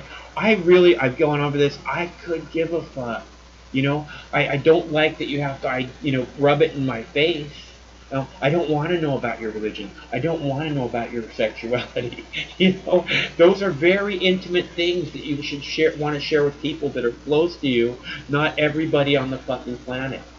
You know? Also, you know, I don't want to offend you, but I might not want to call you a she in certain situations. So I really don't want you to control my speech either, you know. Like, so we're in this tricky, wishy-washy, you know, politically correct situation where someday I might just not. It's not I so might much. say, "Hey, dude," and I might offend somebody, dude. Well, you know, I mean, if I was to meet Rachel Maddow, I've said this again and again. The first thing I'm going to say is, "How's it hanging, bro?" You know, because I mean, it seems like I've known a lot of butchies in my life, and that's kind of how they greet each other, you know. So I just want to be one of the girls, you know. So, or whatever it is that we're identifying as at the moment. But you know, I mean, it's a matter of respect. I mean, if you know, I'm not saying you, but if you want to be, if you want to identify that way, and everybody knows that you're like, you know, playing a girl, then, you know, then fine. That's fine, you know. I'm not here to disrespect you. You know what I mean? You just came across my... As long as you got balls, yeah. To me, you're not a girl, okay? Right. I'm really well, sorry. I mean, if, you know, if you're all dressed up and pretending to be a girl, you know, and thinking in your head that you're a girl, and, you know, convinced in your head that it's okay to act and pretend that you're a girl because everyone says it's okay to act and pretend and believe that you're a girl now, then, you know, I get what you're saying. I'm the last person. You know, I'm not the guy to tell that you can't say that. You can't say that. Yeah, right. Fuck you. Well, on the flip side, I'd be the first guy to jump in if I saw a transvestite being beat up. Like if Dwayne or anybody being beat up. If Dwayne was beating up a transvestite, I'd have to step in. The new sheriff in town, Dwayne. But if anybody's beating up like, anybody, you don't. I mean, I that's who I am. I've stepped in way too many times, you know, because it's just not. I can't just act like, you know, I don't see what's going on, you know. Well, it could be worse as far as the internet goes, because we're not living in Iran. You know about Iran, right? Yeah, of course. Yeah, fucking what? 5 days, I think, so far. There's no internet whatsoever. I don't know. I just heard about the internet like 2 days ago that they shut off the internet. So I didn't know it's been that long. That's a little scary. That's a little scary, huh? Oh yeah, every other country. Let's see, what other countries did that? Egypt did it first, and the entire country blew up and went out on the street. Who did Egypt? Yeah, that was Egypt. So we saw that was what 2011. 2011 they did that in Egypt, and so we saw for the first time the result of shutting off Twitter and Facebook on a country and what the backlash was, and they doubled their protester numbers over, you know, in an hour by shutting off the internet. But right now, and they did it to some other country, I can't remember what country they did it to, But right now in Iran, there's so little information coming out of Iran, and I personally don't know anybody in Iran. Like I know people in Lebanon and Syria and Egypt and Palestine and lots of other countries, but I love Lebanese people. I just want to say that. I always say how much I love Canadians. I love Lebanese people. They're so nice. Yeah, they got good food and they're real pleasant. And they seem like very, very smart people. Yeah, well, Syria is literally a cosmopolitan country. They've got like 10 religions, and they all get along, and they're like Damascus is like the Paris of the Middle East. It's totally cosmopolitan. So I understood that there's some pretty fun places to party in Lebanon too. Yeah, right. Yeah. But they bomb Lebanon from time to time, and Syria never gets bombed, so we don't got to worry about that. Well, yeah, I know you're being sarcastic. You being sarcastic, Mike? What? Huh? Talking to me? Yeah, they bomb Syria all the fucking time. Like they're probably bombing right now. They just bombed Damascus. But yeah, Lebanese are pretty groovy people, and hopefully, what's his name? Muhammad isn't listening, but fucking Egyptian men kind of got a reputation for beating up their women, So, there's certain characteristics that certain different types carry. Well, if you were a woman, you would realize that it's not just Egyptian men, it's all men. All men are offending me. All men are abusers. That's right. Yes, they hate us. Intercourse is rape. Yeah. Julian Assange raped that woman in her sleep. But, yeah, the different countries have different kind of characteristics and personalities, and some are a little thuggish, like,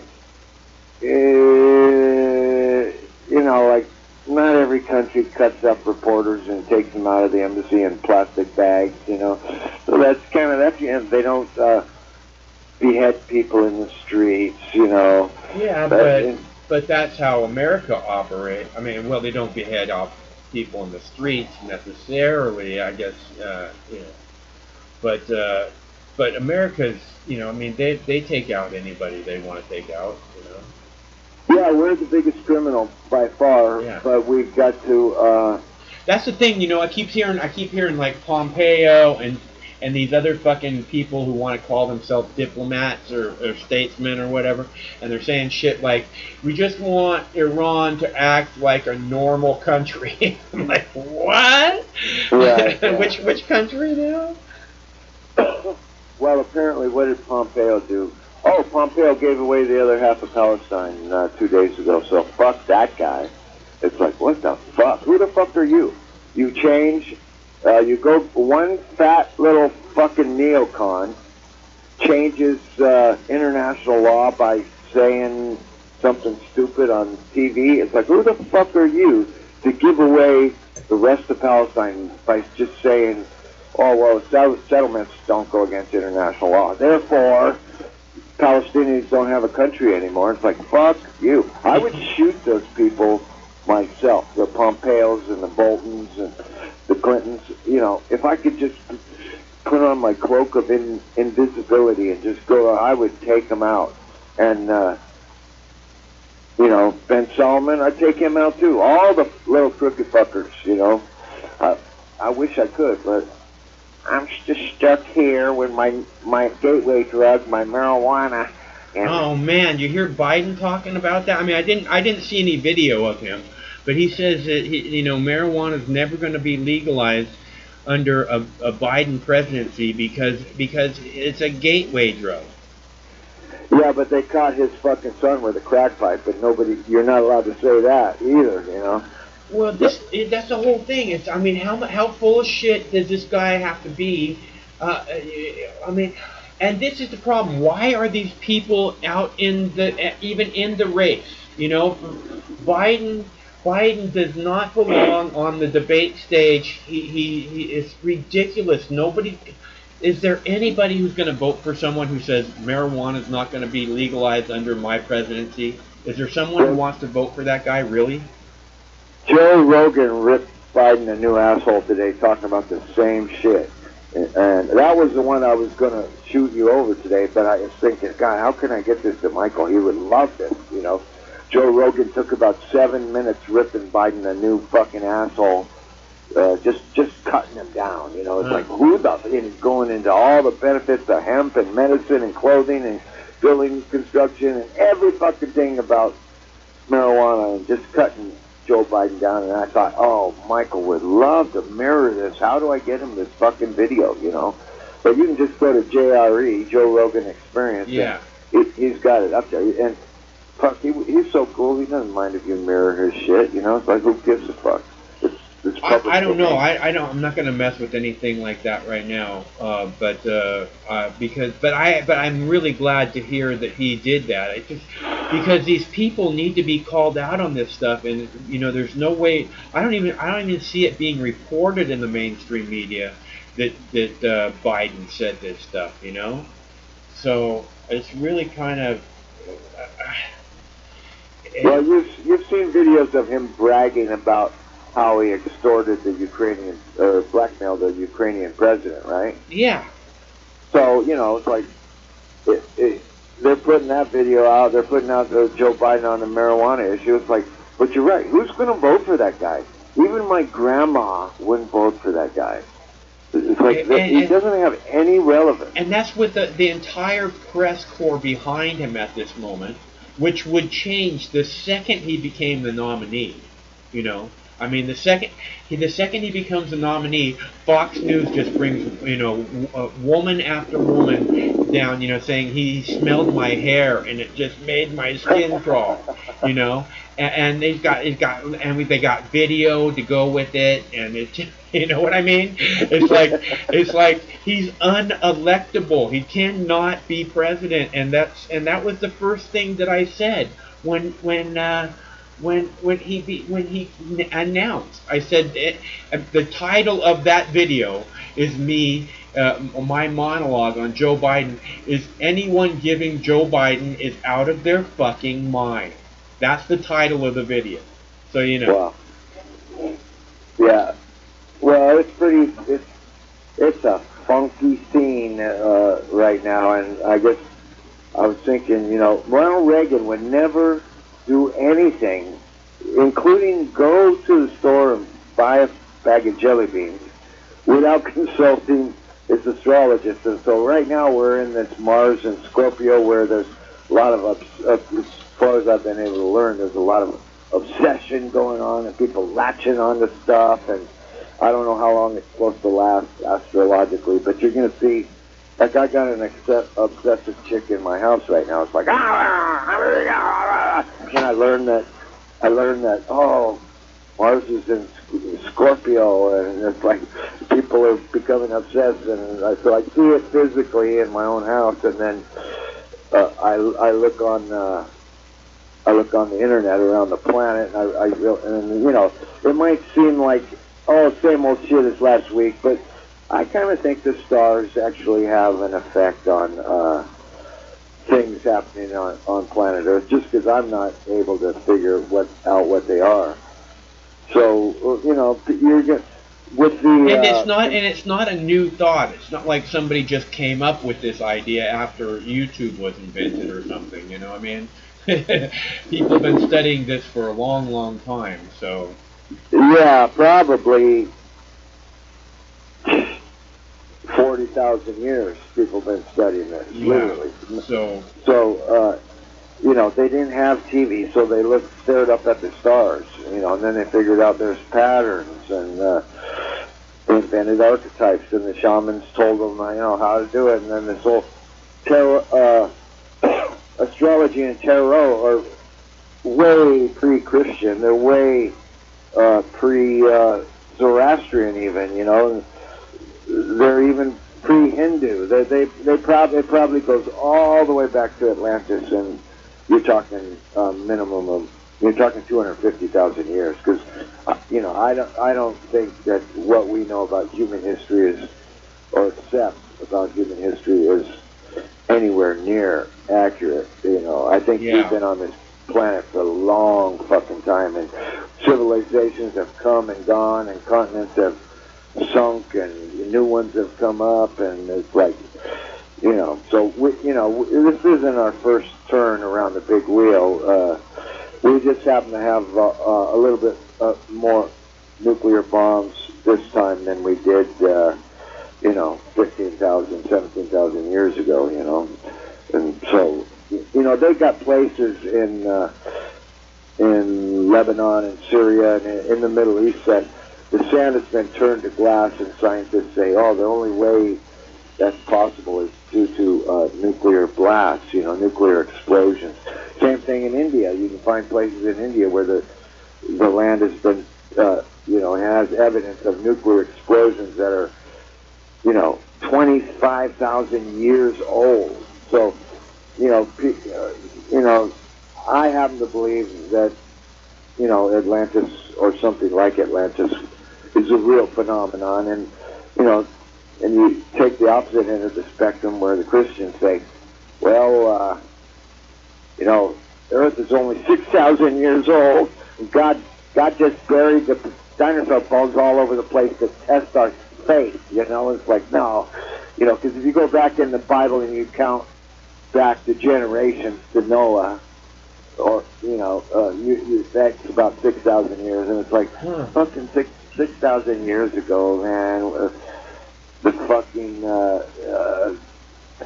the Chaldeans, were rising up, man. It's not like this Earth is so much older than we think, and all the people struggling to bring that thought into the public view, like Graham Hancock and Robert Schoch and all those people, they're catching hell. Talk about censorship.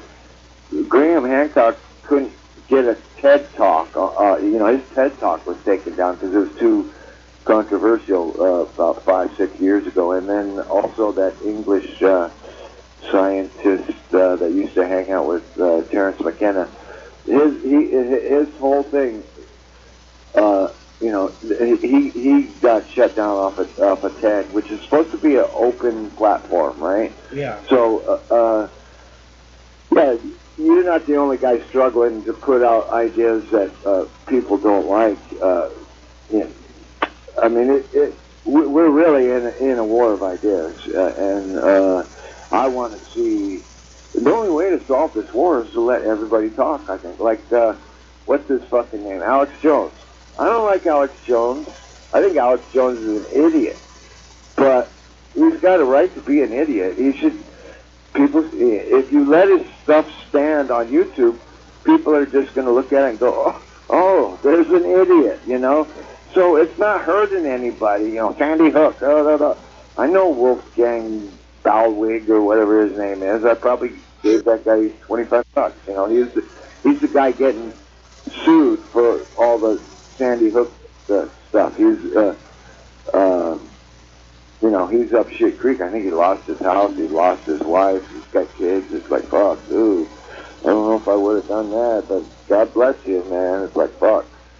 So, no, it's a war of ideas, and free speech is, when are we going to have a referendum on what free speech is?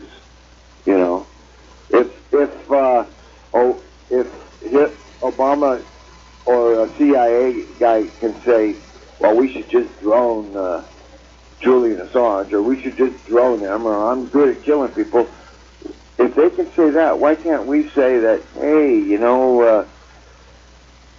11 million Germans died after World War II ended? Why can't we say that? So where does the free speech begin and start?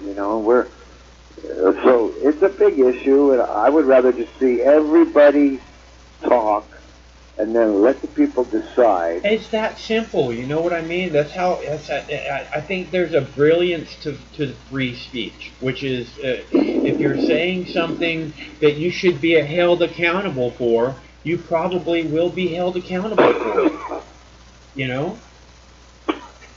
If you're really saying something that's fucking somebody's world somehow, you will probably be held accountable for that. Well, Well, know? Shakespeare said it really well. He said, "Truth will out," and that's exactly what happens. Is if you let everybody talk, the truth will come out. The bullshitter will be exposed. The truth teller will be exposed, and the truth will come out. And they knew that centuries ago. It shouldn't even be an issue today. It's like, how do we figure out what's true? You talk about it, but they're killing Julian Assange, and they're killing him because he's talking about it, talking about true things. They don't want us to see what's really going on. They want Evo Morales to be a dictator. That's what happened with Bernie Sanders. It's like some reporter guy said, well, what do you think about the dictator Evo Morales? And fucking Bernie Sanders stood up and said he's not a dictator. This was a military coup. I wish I could imitate Bernie Sanders, but yeah. So free speech, man. That's what it's all about. I speak free. I appreciate you and your show. I did catch after the fact the other day. You were getting trolled by somebody talking about you poisoning your dog on marijuana. I mean, Yeah. So it's like, fuck, I wish I could stick up for Michael. I mean, you sure is being patient with that guy, and the guy ain't going away quick enough. I should have hung up on that guy a little bit earlier. Look, the dogs are amazing, and that's all there is to it. And the reason that I started him on marijuana in the first place, there's a couple reasons. Like, number one, that there is a cancer epidemic among canines. And one of the best things to fight that off with is going to be cannabis. So yeah, I'm trying to make sure they get that. And then he was in an accident, and I didn't want to feed him a bunch of pills.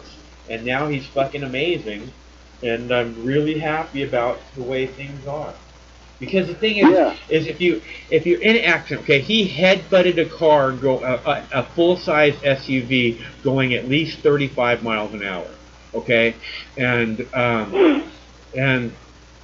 when you do that, it can cause serious brain trauma, and Right. I think that if you take a bunch of chemicals, that can set that trauma in on your brain, like it's not going to be repaired. We'll just try and get you through this with the chemicals, But if you use cannabis, there's a rejuvenating quality to the cannabis that helps rebuild or I've seen studies where they hit mice in the head with a hammer, and they feed one cannabis, and the other one they don't feed cannabis, and the one that is fed cannabis is able to carry on its life because it has it reroutes all the main functions of the brain from the damaged part to other parts of the brain. It's synaptic plasticity. Yeah. So I don't know if all mammals have cannabinoid systems. Do you? No, I have no idea, but I know canines do. Oh, do they? Okay. Yeah. Well, I know we do. That's all I know, that humans do. So probably many mammals do. Maybe even, believe it or not, dolphins. Nobody's ever experimented with them, but yeah, I mean, because cannabis has been around for millions of years, and I've seen the deer eat it. They just love it, Yeah. So maybe, how the hell dolphins became aquatic mammals, I really don't have any idea, but if maybe it's common amongst all mammals to have a cannabinoid system, but not reptiles, So that's good that dogs have cannabinoid systems and they respond, because I don't think they would respond if they didn't have a cannabinoid system. Yeah, we had a dog in Maui, and we called it Bogart because it was always trying to steal sacks of weed. If somebody put a sack on the ground, it would go and grab it and walk off with it. Wow. Bogart. Yeah. So you got rid of that dog, right? I moved to a different house, actually. Yeah, I'd get rid of that dog. But I had a fucking rat in my house, man. Right, I would set down a joint either in the living room or in the studio, and then I'd go to sleep and I'd get up and the fucking joint would be gone, and I'd roll another one, right? And then I'd go back down to sleep, and the joint would be gone. I was thinking, oh, one of my roommates is stealing my fucking joint. But like, and then I find out it's a fucking rat. So I got rid of that problem. I got 3 of them in the last 2 weeks, and I think they're all gone. But yeah, they love marijuana. Yeah, and I had when I lived in Maui, I also had a cockroach.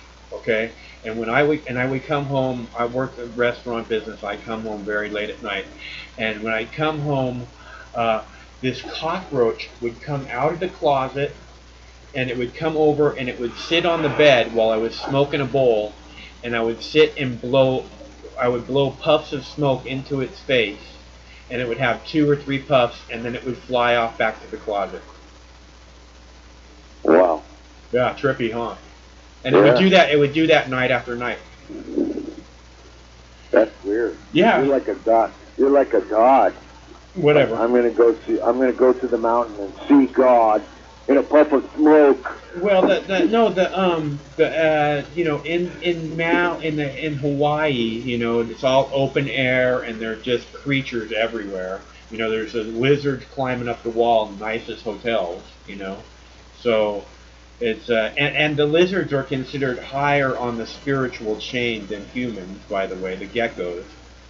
By the native Hawaiians? From what I understand. Wow, yeah. Well, in India, the fucking the cobras. The cobras are like sacred, man. Yeah. I knew a chick. She was a lot of people die from cobra bite every year in India. In case you guys don't know, a lot of people. Well, that's Shiva's animal is a cobra. You know, every time you see a cobra, that's Shiva. Huh. So. Interesting. I've never seen one. But did you know that there's mongoose all over Maui? No, what do they eat? Lizards? They used to eat. They brought them there because the islands were covered with snakes, and they ate up all the snakes. Now there's no more snakes in the island. Good plan. Yeah, well, that's a good way to go about it. I think is to introduce, if you're having a pest problem, is to introduce a natural predator to handle that pest. Oh yeah, did you get a cat to solve your rat problem? I was thinking about it, but I just use those old-fashioned kind of snap traps, and they worked fine, you know. Yeah, you know what? It works better than a cat. I don't know how they went off without me hearing them. It's like, you know, you can hear those things when they snap. But, yeah, those ones I are didn't big. even know. I have to go and check, and I caught one, you know. So, yeah, I'm pretty rat free right now. But well, good luck with that. We had to call in professionals to get rid of them here. Seattle has a very bad rat problem. Yeah. And little dogs work really, really well for rats too. Little dogs will fucking destroy rats. Cool. Yeah. Yeah. But you know, rats can go places where a little dog can't get to. You know, they just run underneath something. Yeah. Well, we have like a rockery out back, and they just fucking. That's like a high-rise apartment complex. They're all over that thing all day. Well, I'm surrounded by fields for half a mile in every direction, so my war on the mice and the rats never ceases, and I got raccoons and possums and. Yeah, we got raccoons and possums too. I'm glad to hear you got possums. I'm worried the possums. I'm worried about the possums going away, man. I really like the possums. Yeah, I like raccoons. I don't like possums. Yeah. Yeah, I'm sorry, but it's prejudice on my part. It's like, okay, I know you're probably just as pretty on the inside as a raccoon is, but I don't like you, dude. It's like, you never fucking learn. I boot you 3 nights in a row, and you're still coming back. It's like, what the fuck? Possums are just dumb, I think. You know, they got their mouth. Yeah. So, the best way to catch a possum is in a trash can. Stick something in a trash can, let them crawl in there, tilt it up, put a lid on it, you know, drive a mile away and dump them off the edge of a bridge or something, so they're out of your territory. They won't come back, you know. But in New Zealand, I don't. I don't want them to go away. I'm happy that they're here. I see possums on the fence in the backyard. I see raccoons on the fence in the backyard. I saw a mole in the backyard that was about 10 or almost 12 inches tall. It was a big black mole, had like a pink nose, and it was standing up on its hind legs. The dog was like, ruh, ruh, ruh, ruh. And I'm like, what the hell are you doing over there? Because it's black and it's nighttime. And man, I saw this puffball, and it's like, you can see its pink nose. I was like, holy shit, that thing's huge. Get your ass over here. Yeah, well, wildlife and everything. I think we've killed off 80% of the wildlife. I was watching, Joe Rogan had a guy on today talking about sea life, and then I listen to other people, that talk about land life, and you're right, there is a mass extinction going on, and it's pretty serious, and I don't know if you know about the 1080 problem in New Zealand. Have you ever heard of that? No, I have not heard of that. Well, New Zealand is like the most insane fucking continent, or island, or country. It's like, what do they do when they have a pest problem? They take helicopters up with that green rodent poison, that we can buy at the hardware store. It's called 1080. It's probably a little stronger. 1080 is a little stronger than what we can buy. And they dump it everywhere.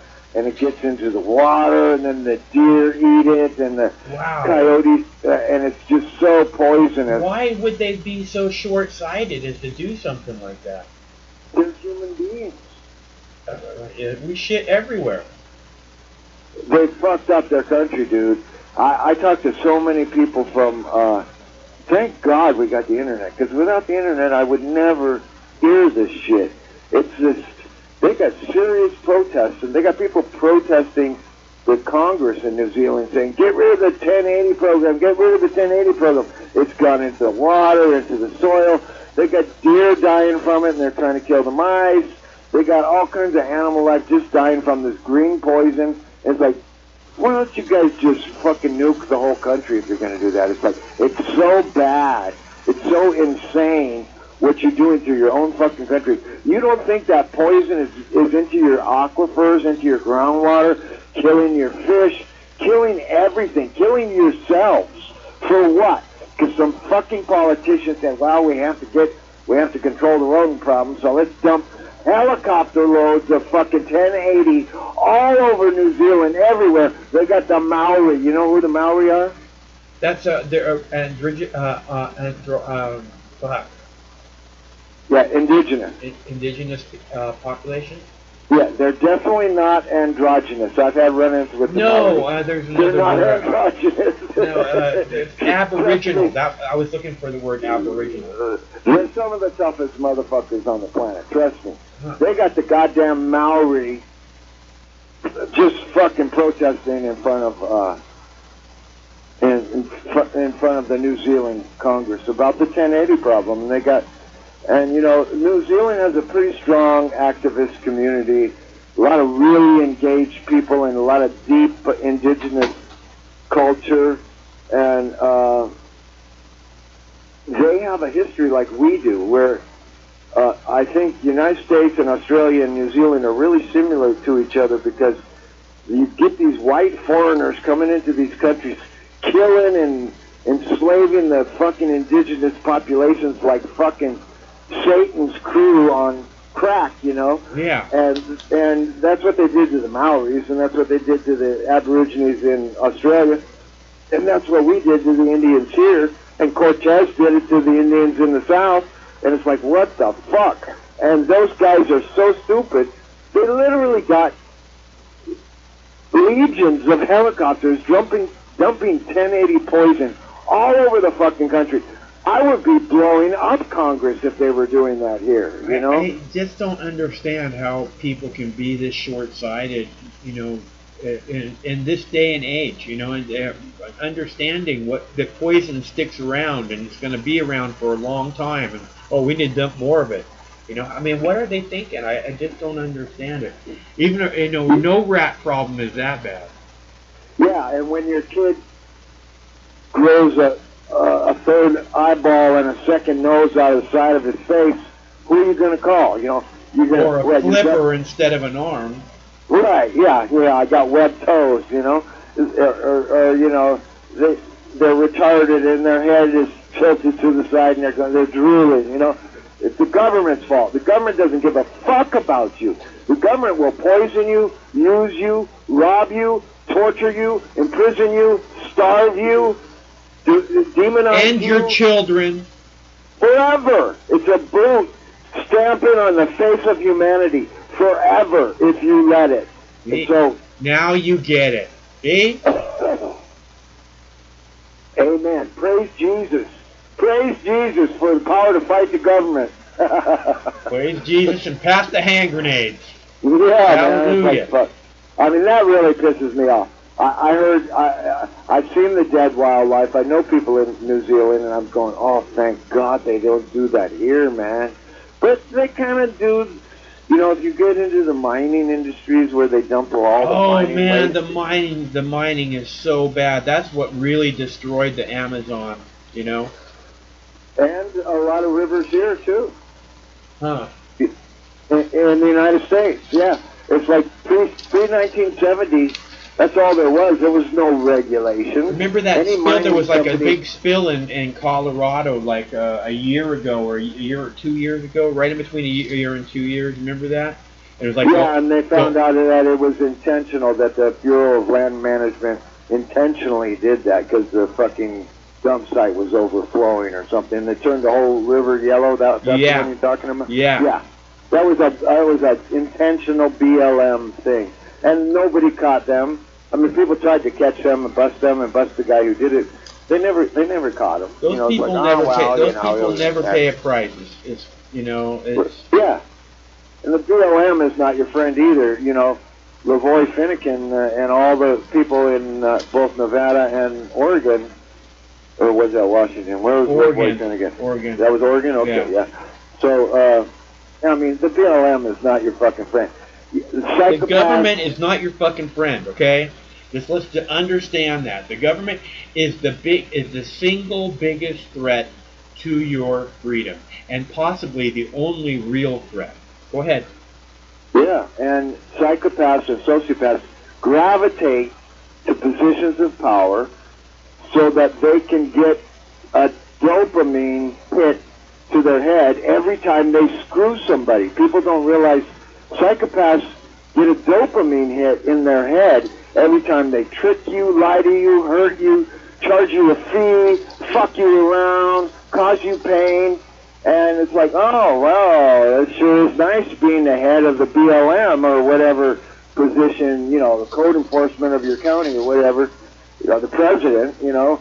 It's so, you know, you see all these motherfuckers like Shifty Shift, the Humpty Dumpty Shift, like that guy's getting a dopamine hit. I think on you're TV. right. I can see it too. I think you can. I think he's a real clear example. That's a great example. I see it happening almost every time he's on camera. Yeah, you can tell just by looking in their eyes that they're getting a dopamine hit by being nasty, you know. So, yeah, it's just part of psychopathy, and then the psychopaths gravitate to government. And here we are, just normal people who want to, oh, let's help the grandma down the street. Oh, yeah, you need me to take your dog for a walk? Sure. Go on vacation. I'll take care of your dog for a week. Oh, yeah, I'll buy you, I'll pick up your groceries. Oh, do you need help with that, ma'am? Can I open the door for you? We're just normal people trying to have normal lives, trying to be a little bit helpful. We're not cutthroats. But the government, you get a government guy in there, that guy's got a totally different psychology than you. It's like, new sheriff's in town here. You better do what I say. You know, I'll drop 1080 on your house. You know. Yeah, no, I completely agree. I am the boss of you, and I want to make that clear. I had a county inspector, a code enforcement inspector. Okay, so I ran into a little problem with my neighbor, right? My neighbor is a psychopath, so he turns me into the county. Said, oh, wow, that's fine. The county inspector comes. He's also a psychopath. and there you go. And so I go and I'm trying to deal with the county because I got a couple of code violations on my property. And this guy, I'm at the desk, at the county desk, in the county building. And I'm trying to deal with the guy, but he's a little bit difficult. And, you know, he's being difficult. And I say, listen, Mike, don't seek power, okay? And he takes his finger in front of my girlfriend, takes his finger, he pokes it into my chest, and he says, I have the power, and I'm going to hurt you real bad. And it's like, oh, baby, here we go. I said, I know what this is. This is a fucking... And I had to, you know, eventually I went to over his head to his boss, and then over her head to her boss, and I just, you know, just within the last, 3 years, I think I got $68,000 worth of levies removed from the title of my property. But, you know... Well, congratulations. That's really awesome, dude. I hope it didn't cost you too much money to make that happen. No, but, you know, it's not like I'm government free. I would like to be government free where I didn't have to fight the cops. Isn't that what America is supposed to be about? All of us being government free? In the old days, man, if you know, in the Wild Wild West, fuck, if somebody fucked with you, you just shoot them. You know? You know, that's not so. I mean, not just so much if they fucked with you, but I mean, if they're fucking with your family, if they're a threat to you, if they're a genuine threat, you take it out. You know, you don't allow a threat to progress and become worse and feel like, you know, that they're getting somewhere or something. You know, they're threatening your family. Bye. You know, done. That's done. He was threatening my family. I couldn't allow that. That's all. Well, look what happens to people who tell the truth. It's like Julian Assange is basically dying right in front of our eyes because he's telling the truth. And nobody's, despite the thousands and thousands and tens of thousands of people trying to help him, nobody's making any real headway, including his fucking lawyers. So we're at a place where the written law is more important than the natural law, you know, because the government doesn't give you your freedoms. Your freedoms are given to you by nature, by God. The government just listed them. That's all. Yeah, the government didn't make you top of the food chain. Okay, the government didn't make you the big brain top of the food chain on this planet, so that you could be, you know, restricted and have to follow all of these fucking nanny state laws. You know, be babysat every second of the motherfucking day. That is not the reason that you are the big brain off the food chain on this planet.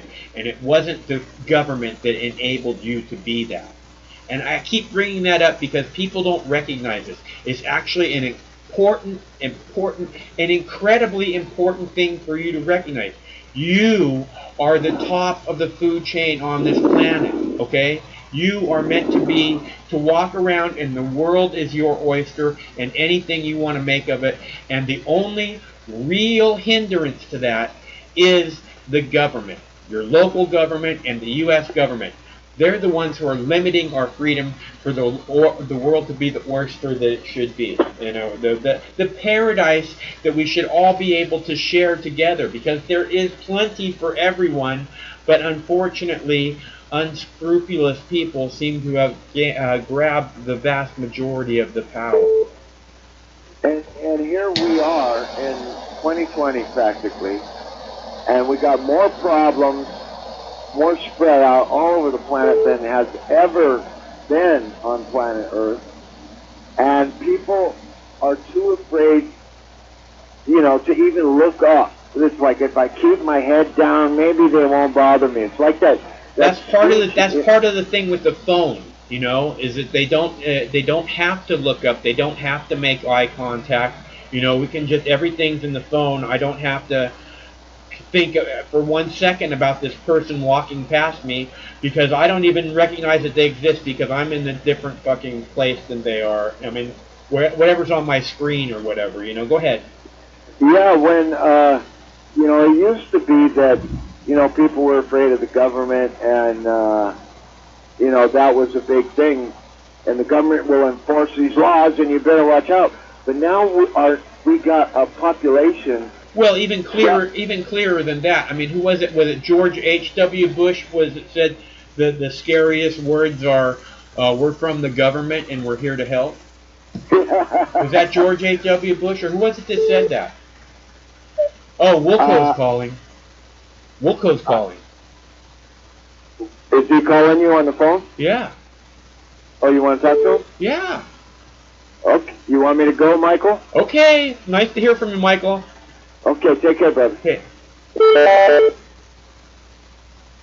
Okay, Wilco, call back. Your call cannot be I heard you, transferred. bitch.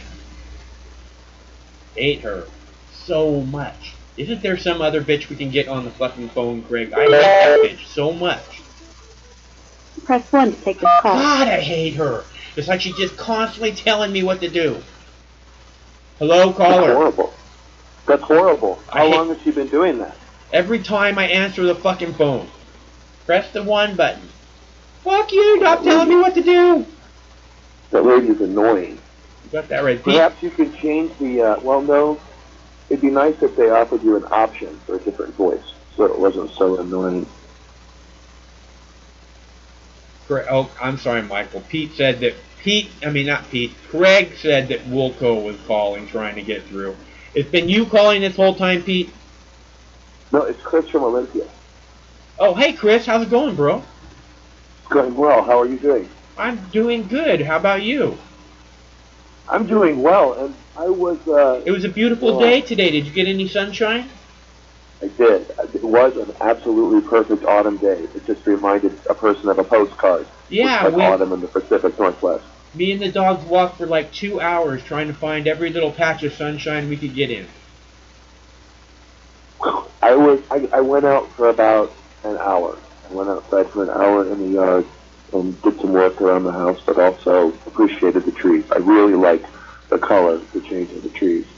But from that last conversation with Mike, I learned some things that I never even knew before, and I really appreciate that. For example, and it enabled me to do a little research, like what animals have cannabinoid receptors in their system, you know?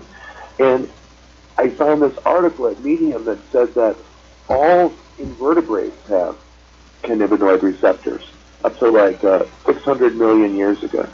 So that includes mammals, and it includes reptiles and birds and fish even. They said that the animal that they found that was the oldest animal, like in terms of evolution, that had a cannabinoid receptor was a sea squirt. Huh. Weird. Some kind of a clam or something? Is that some kind of a clam or something? That's that thing that like it sucks up water and then it spits it out. Yeah. And then it filters stuff out of the sand and then it spits it out. You know, it sits on the bottom of the ocean. Yeah. And it says all vertebrates and invertebrates are known to have an ECS, endocannabinoid system. The most primitive animal found to express cannabinoid receptors is the sea squirts, and they evolved over 600 million years ago. And that's kind of a weird one. How did the sea squirt develop an endocannabinoid system, or develop receptors for endocannabinoids in their body, right, in the water? I wonder the same thing. You know, like when you said that about having a scale of, what did you say about all what have It says all vertebrates and invertebrates. So vertebrates, that's backbone, right? Isn't that an animal that has like a spine? Yeah. Right. And invertebrates are known to have an ECS.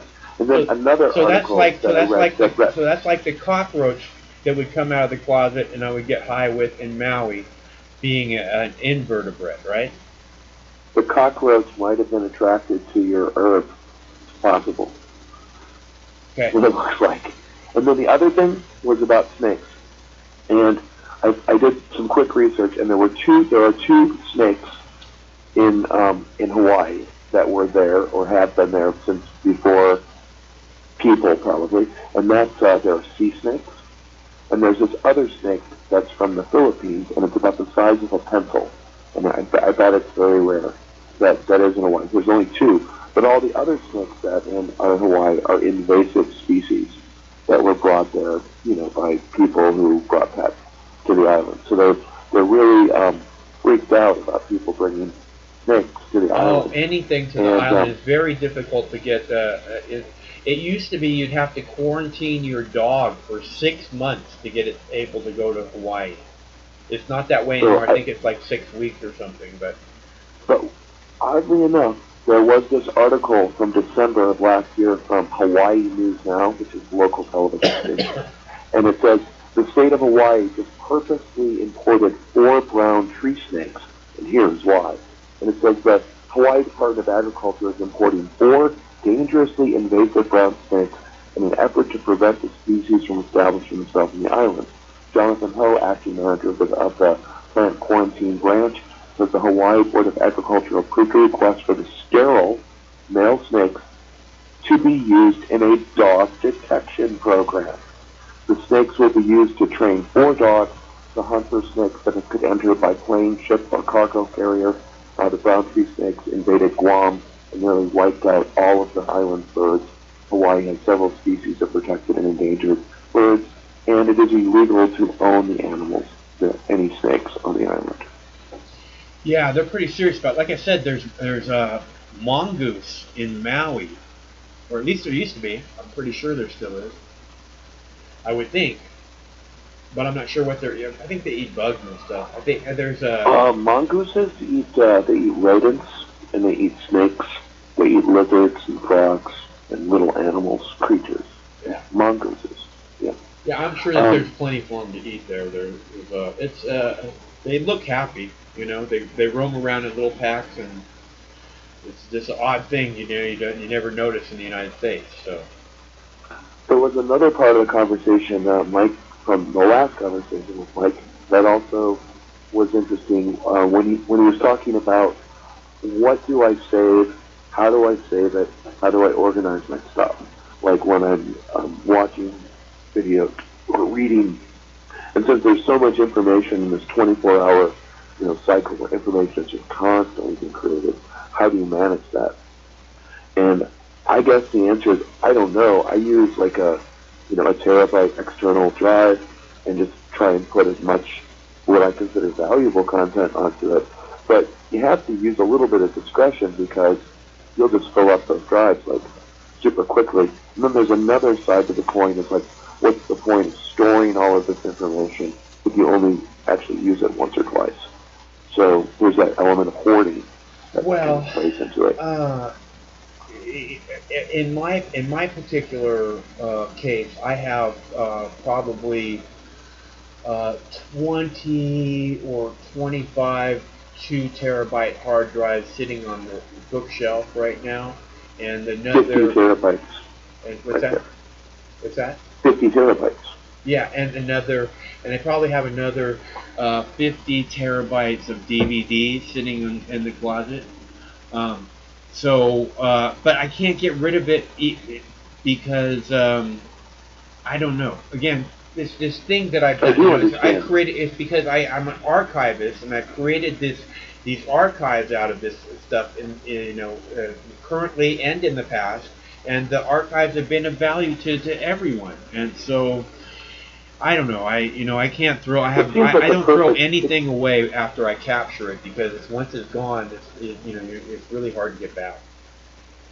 It seems like a perfect match for like a documentarian or a person who was looking for footage that they couldn't find directly from the network. But with your labeling, they could quickly sift through it and pull content to create a documentary or a videography or something of that sort. Yeah, no, and I've had those people contact me. I've had Michael Moore contact me.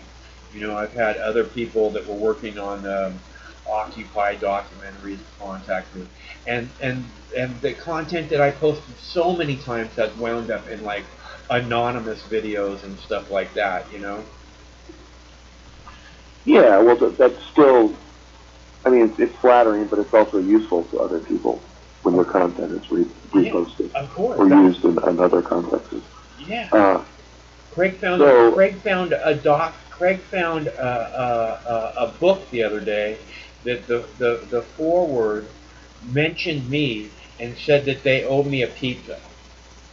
Or not the forward, or the forward of the book. The forward or the book sleeve mentioned me and said that they owe me a pizza.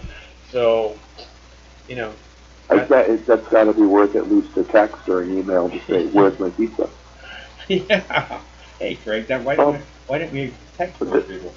You'll have dinner tonight. Damn. This thing about censorship and about whether to save content or not, but then the flip side of that argument is like, Craig said it was save the content. in the acknowledgments in the book. That's where it was. He found it. Go ahead. I'm sorry. Go ahead. Well, what I was getting at is the flip side of that is like, there's this element of hoarding, which doesn't apply to your situation because it's like organized and it's very specific. But the flip side of that is the information is literally disappearing.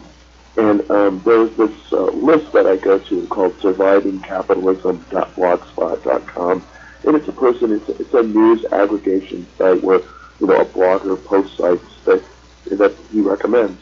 And one of the things he mentioned a couple of days ago on the 18th was Wall Street Journal investigation confirms that Google operates censorship blacklists.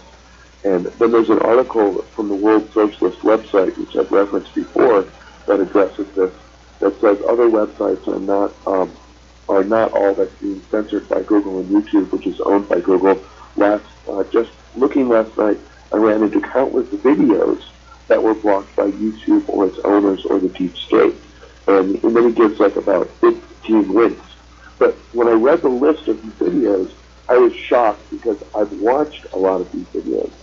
And they're not, there's videos about like the Federal Reserve Bank, and there are videos about, I guess you could call them people looking at groups of elites and how they control things.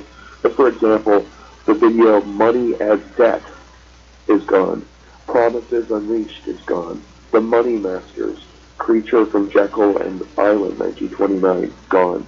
The Great Wall Street Crash and Depression, Fiat Empire, Why the Federal Reserve Violates the U.S. Constitution, gone. War by Deception, The Shadow Government and the Shadow Economy, gone.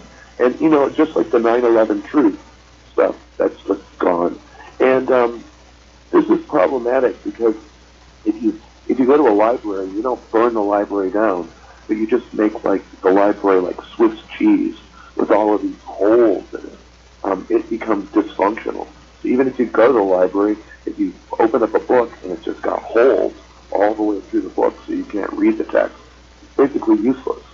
And not just the library, but a whole bunch of libraries across the continuum, because the library that they take down is linked to a whole bunch of other libraries where they borrow, if you like to see this library item, it's available on this link, and they link it, and then all those links are broken, and which makes those pages, like you're saying, pretty much inaccessible to people who want to do research. Yeah. So you're obliged to have one perspective, and if there's an alternate perspective, whether it's from the right or the left, then it doesn't matter, it doesn't count, it isn't real.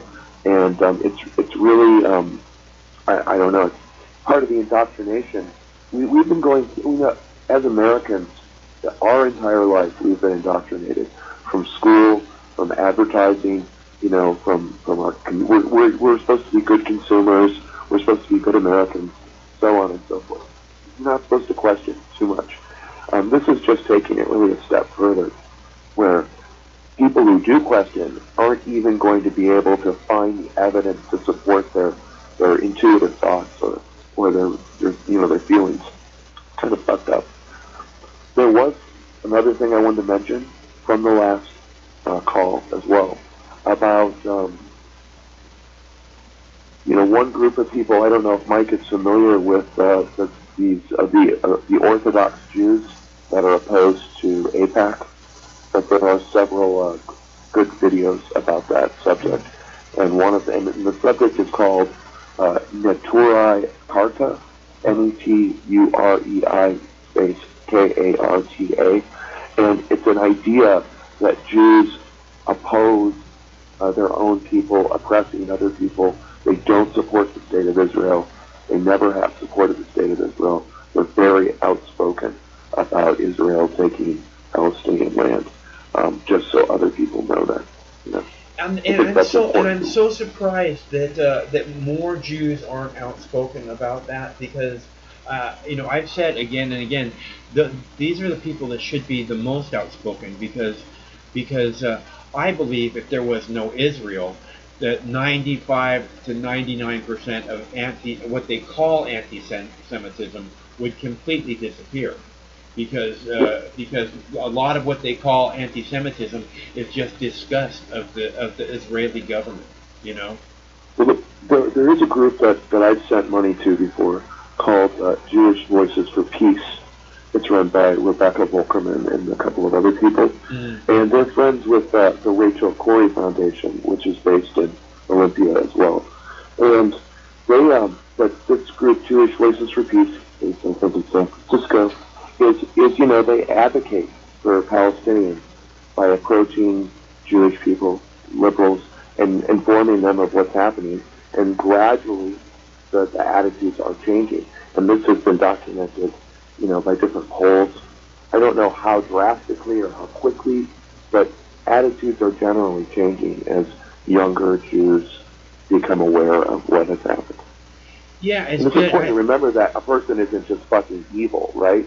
A lot of that goes on. In this world, you can point your finger and say, that person is gay, they're fucked up, oh my God, that's a gay person. But then the flip side is with this anti-Semitism, hating a person because their parents raised you in a religious tradition is absolutely crazy. Look, giving into hate is you lose. The elites win. That's what they want. They want you to give into hate because once you give into it, it just grows. It's like a festering wound, and if you don't fucking get rid of it completely, it just grows and grows, and it consumes you. Which is why I tell you guys again and again, you can't give in to the hate, you can't give in to the anger, because then the people that are trying so hard to program you win. That's what they want. Yes. And, I don't know.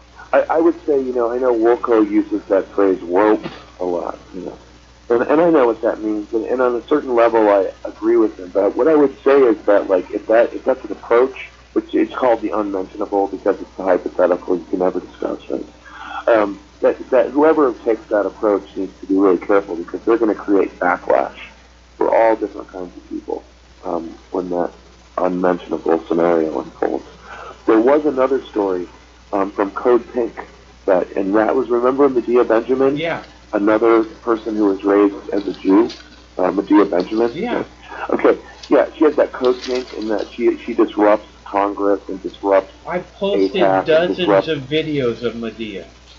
Yeah, thank you. So she posted 3 videos today at her website at Code Pink about Bolivia. She's in La Paz right now. Wow, cool. She flew to Bolivia and she's on the street and she's posted 3 videos about the way the government is responding to the Morales supporters on the street, the demonstrators, and also talking with both Bolivian people on the street, indigenous people who've lived there and supported the government, what their opinions are. So that's a place I would encourage people to go. One of the videos is called Bolivia Protesters and Bystanders Arrested Without Legal Hearing. And she talks to these people who've been standing in line to see their family who were arrested in the last week on charges like treason and sedition and charges like that. I think Medea is a very brave woman. Yeah, she's got a lot of, what's the word? Chutzpah. Yeah, a lot of that, that vigor that just is like, I'm not going to stop telling you that you're wrong. She's a fighter. She's going to stand up for what's right. It's so hard to take bullshit from people over and over again when you know that people's lives are on the line and these people think it's fucking, they're acting like it's fucking fun, I wish her well because I read an article, it was yesterday or in the last 2 days, I could find the site, but basically what the article said was, is that the new president, I think her name is Inez, she has said that there's going to be a big clampdown on international journalists and on anybody who is telling a story that isn't the story that's really the true Bolivian story. And she basically had said that international journalists are fomenting the crisis in Bolivia, and she's going to expel them from the government. Wow. So not only is Medea Benjamin in a very volatile place, but she's arriving in that place at the exact same moment that this fascist government has said it's going to hunt down independent journalists and activists, people from national non-governmental organizations like Cosmic. I thought that was interesting. She's such Good like news. I said, she's a very, very brave person. Good news. This was again. Mike mentioned Assange, but I apologize if this was discussed earlier because I got to the conversation really late. I took 15 pages of notes doing a rush transcript of the complete debate tonight. Oh yeah. So a single space. Yeah, it took me 2 hours, just a rush transcript. Because when I have a rush transcript, it allows me to go back to the video footage and actually can see the text. Sure. Okay, but I did find this other article that says Sweden drops the Julian Assange rape investigation after 9 years. Did you see that? No, I didn't see that. This was posted yesterday at the Associated Press, and the first sentence says, Sweden on Tuesday dropped its investigation into alleged rape by WikiLeaks founder Assange, who is currently in prison in Britain because too much time has elapsed since the accusation was made over 9 years ago. Assange was battling an extradition attempt by America so he can face spying charges related to his WikiLeaks work, has always denied the allegations made against him during a visit in Stockholm in August 2010. 9 years have passed, said Swedish prosecutor. Time is a player in this. The oral evidence this weekend is time has passed. And so the victims submit a credible and reliable version of events. The prosecutor said the memory fades for natural reasons.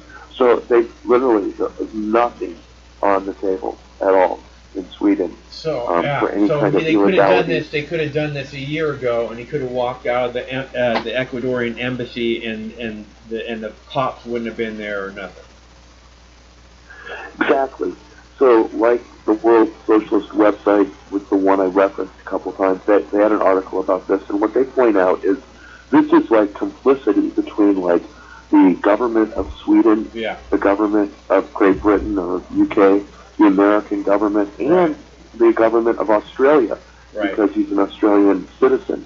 So all four of those governments worked together in a coordinated manner to fabricate, in a sense, charges against this person, and then get him to a place where they could capture him in the UK, and then where there's an extradition treaty for like political reasons with the United States. So it's all like coordinated. And the lack of response from the Australian government, instead of the Australians just coming forward and saying, he's one of ours, Yeah. send him back home. Yeah. Please, like, don't torture the guy. Right. We'll put him in an Australian jail if we got to, but he's not going to the United States where things are not right. But see, that didn't happen. Yeah. But that is important, and I didn't That's really because see this Australia story. is the United States bitch. Don't It is you that. Australians forget it, Jason? So, the other thing I saw on CNN yesterday, which was kind of weird, was, you know how sometimes the mainstream media does these cop stories that make you feel good? Right? Yes, I know what you're talking about. So like, in the midst of like... And you know what I people, hate? One of the things that I hate the most about news is when come at me, bro. Is when one of the worst things that I think they can do to news is when they fucking put music in it.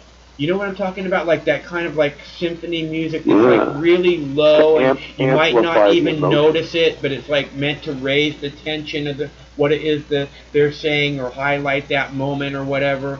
You know, I just despise that, and when you said that, it made me think that's exactly that kind of story. Go ahead. It is. This is what exactly that story. Yeah. And this is what the headline was. Homeless dad approaches police officers at the bus depot and gets more than he asked for. Ambiguous kind of lead. Yeah. And then basic story is that there was this family that had moved from Michigan to South Florida. I bet it happens every day. 4 kids and a wife, right? And they were living in an apartment, and they had a dispute with the people they were living with, and they got kicked out of their apartment. Right. And then they were standing at a local bus stop when these police officers drove by and said, "Hey, what's he doing?" Yeah. And instead of like taking him to jail like they would maybe 50% of the time, Yeah. these cops were special, Mike. Uh-huh. Quote, I saw his wife holding a 2-month-old. I saw the other kids and just immediately thought to myself, wow, we have to help them. So Officer DeLone and fellow officer Acoizi, Soto, Wilhelm, and McBath, all moms and dads themselves, reached into their pockets and came up with nearly $200 to help the family get out of town, right? Being a new mother herself, Wilhelm couldn't fathom a newborn sleeping in the bus station. I just took the money out that morning. I just gave it up, Wilhelm said through his tears on CNN. But the officers didn't stop there. After giving the family the money from their pockets, they made some calls and found a local shelter with rooms for the family of 6. Oh, they went out of their way. The police officers even drove them there. It took 3 units to carry everybody and their belongings, Officer McBath said. Yeah, so the officers have a combined 80 years of law enforcement service. Quote, I don't think any of us here considers ourselves heroes. Nobody said we were heroes either. We're just doing our job. At the end of the day, that's what we signed up for. And that's what we swore to do, our right in the community. So this is just fucking weird, right? And then at the top of the page, there's this logo in the corner that says, Beyond the Call of Duty. So apparently, these articles at CNN just show up every 5 or 6 days. The Beyond the Call of Duty column. Yeah. Homeless dad approaches police officer at bus depot and gets more than he asked for. Right. He gets $200, right? Yeah. I mean, what's going on here? A cop gives somebody $200 in South Florida in a situation that probably happens all the time, where the people don't receive the same courtesy, and it's on the front page of the website. Yeah. That's weird. I think that a lot of the CNN, they try and keep the cops close. You know what I mean? It's like they're constantly. That's where they get all their information. If there's a shooting going on or whatever, they want to be able to be buddy with the police. So. But there's more to it than that. We all know that there's this major psychological operation going on with with the news, and so of course they're going to do stories like that. I mean, it's a regular thing. All the local news will do stories like that on a regular basis, and national news just loves to eat shit up like that because we love our cops. We love them so much. Well, it's also like the exact opposite of what normally happens, like 90% of the time, right? Because the police are the people who have to deal with the homeless in every situation. All, as Bernie Sanders said tonight, all 500,000 of them, they have to deal with them as like their job. And I'm sure they don't appreciate the inconvenience that they see when they have to interact with homeless people. So to promote that story is like the exact opposite of probably what happens normally. So the person reading the story is just fed something that is like not even. It's just make believe. That is fake news.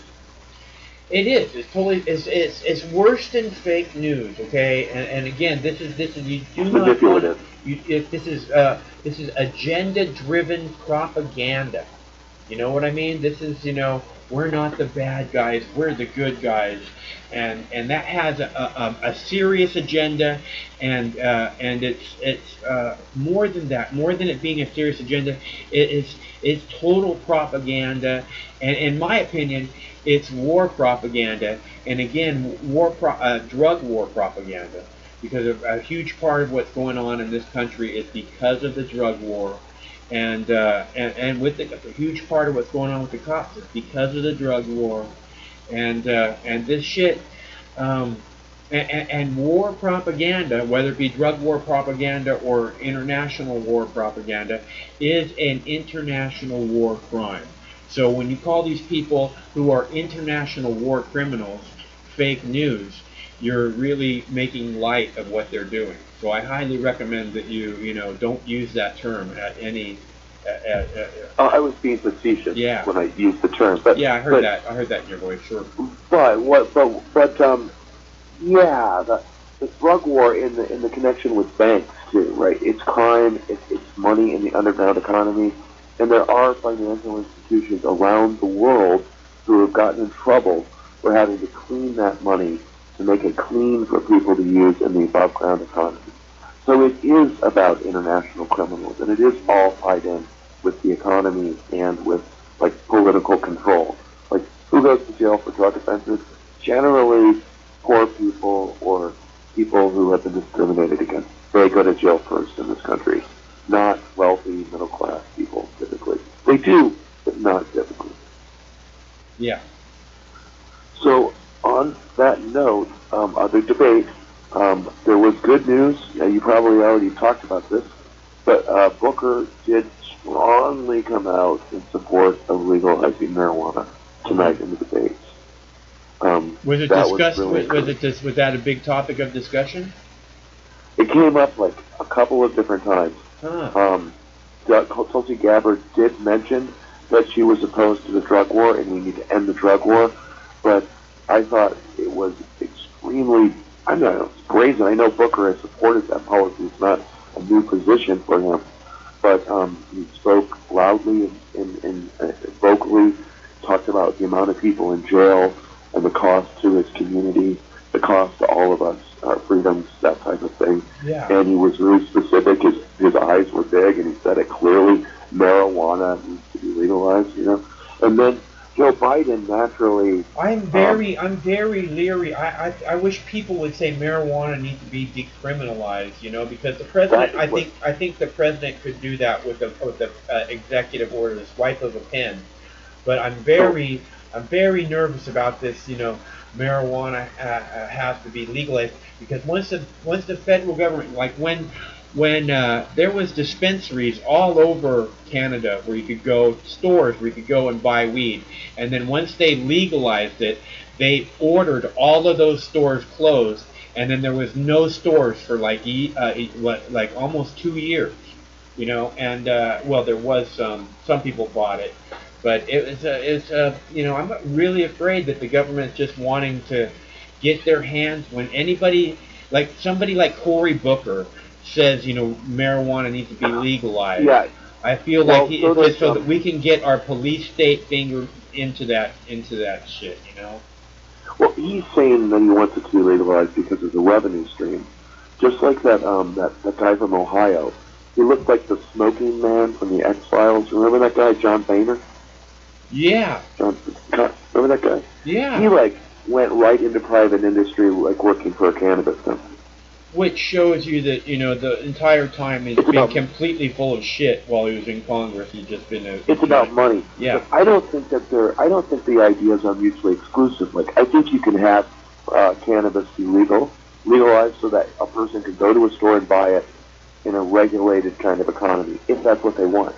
I think you can, but then you have to decriminalize it. Well, no, then you have these assholes who, you know, are still, if they legalize it, right, they're still going to be fucking with little kids who get caught with a joint, you know, because they can. And if they it's not just that though. They're going to put these laws like fucking Inslee, you know, saying, oh, but you can't grow marijuana. It's, you know, Washington State. We live in the most. Yeah. We live in the worst one of all the 6 states. The first ones that went and whatever. Our policy was the worst. Yeah. And in Colorado and Oregon and Alaska, they had a much better approach to it, allowing people to grow. So we got the short end of the stick on that one. Which I think Jay Inslee could change with the swipe of a pen, and refuses to do so. I really. You would think with it's now that it isn't like, you know, it's not dangerous. I mean, clearly, and the constituents that he has in Seattle. Right, the sky hasn't fallen, and we're all used to marijuana being legal. So let people grow it, but no, you know, because he's not who he portrays himself to be. So your point about decriminalization is a good point, Max. I agree with you, although, like I said, I think there should be some kind of access in the marketplace so that people can access the product. Although I have consumed herb like so many other people in the black market my whole life, I understand what that entails. Trading this for that, trading money for that, under the table, that kind of an economy. And I don't have a problem with that, but I just think that it should be accessible to people so it isn't organized by organized crime, right? Yeah, no, well, there would be, I mean, before it was legal, there was plenty of access to marijuana in Washington State. But even more so, if it was decriminalized, from Mexico, if it was from California, decriminalized, from Canada, and anyone could grow, then you could go to the farmer's market. Which, if there was people selling weed at the farmer's market would probably become more than just a one-day-a-week thing. And, if there's hundreds of people showing up at the farmer's market every day, we should do this more than just Saturdays, But so the funny thing was, after Booker said that, Mike, I get your point. Yeah. The reason why, after Booker said that, Joe Biden, this is what Joe Biden said. I want to decriminalize marijuana. No jail sentences. People's records should be expunged. And he said, I'm part of the Obama coalition. I come out of the black community. So he's saying that, then he's just patting himself on the back. But what he also said about herb was that he wants decriminalization, he wants no jail sentences, he wants records expunged. And then he also said, what was it? It was, oh, damn it. Said one other thing. I lost my train of thought. I'm so sorry, but it was, it happens. Yeah, it was about legalizing decriminalization, no jail sentences, record expunged. Oh, right. But even after he said that, he said, we need to study more. But we need to study it more. He said that. Which is what they've been saying forever. That's exactly. Yeah. And that's his fallback. It'll never be implemented because he can support it, and then even if he becomes president, he can just say, well, like I said, we have a commission deciding whether we should set up clinics to study it in the future before I'm going to say anything about cannabis being safe. Yeah. Something like that. Yeah. That was it. Well, okay. Any Tulsi give anybody the smackdown? That was, well, no. No. Oh well. You'll have to watch. You should watch. You'll see it. But yeah. She had, first of all, a lot of the the questions were tainted. I mean, they were asking. One of the three questions they asked Tulsi Gabbard was about her comments about Hillary Clinton being despicable. Oh, the way that the question was framed was you think the whole Democratic Party sucks, don't you, Tulsi Gabbard? That was her first question right out the gate or something like that. And then she had to explain herself, and she did a good job explaining herself. But as she was doing that, they were also hand-shotting the faces of other people on the stage, and you could just see that they thought it was a joke, And she was being ridiculed. I really got that. Yeah, no, I agree. I agree with what Jason said. He says she needs to go harder after Hillary. I was hoping they would do that, and that she would just say something like, "Yes, the whole Democratic Party has sold out to the military-industrial complex and the news propaganda industrial complex, and it's a load of crap." She did say some things like that. Yeah, good. I'm glad to hear that. But who attacked her was Kamala Harris attacked her twice, and kind of viciously too. She basically said, I don't know, you should be a Democrat, or what do you even do? That kind of thing. You have no right to even be involved, wow. Making these kind of comments. It was ugly, but I think it's really clear. Kamala Harris. She should have come back at her she should have come back at Kamala you're just saying that because I'm a woman, a powerful woman of color, and you're jealous, or something like that. Yeah, that's her whole rat race hamster game that Harris has. That's fact, and she just beats that point home. A couple of other of the candidates did that as well about appealing to the black vote. They really are convinced that the lot of black voters who had not voted, and that's what created the coalition, and that they were not happy with Hillary Clinton, maybe because she incarcerated a lot of her husband incarcerated so many African Americans in the 90s. Maybe they remember that. And Joe Biden or maybe helped.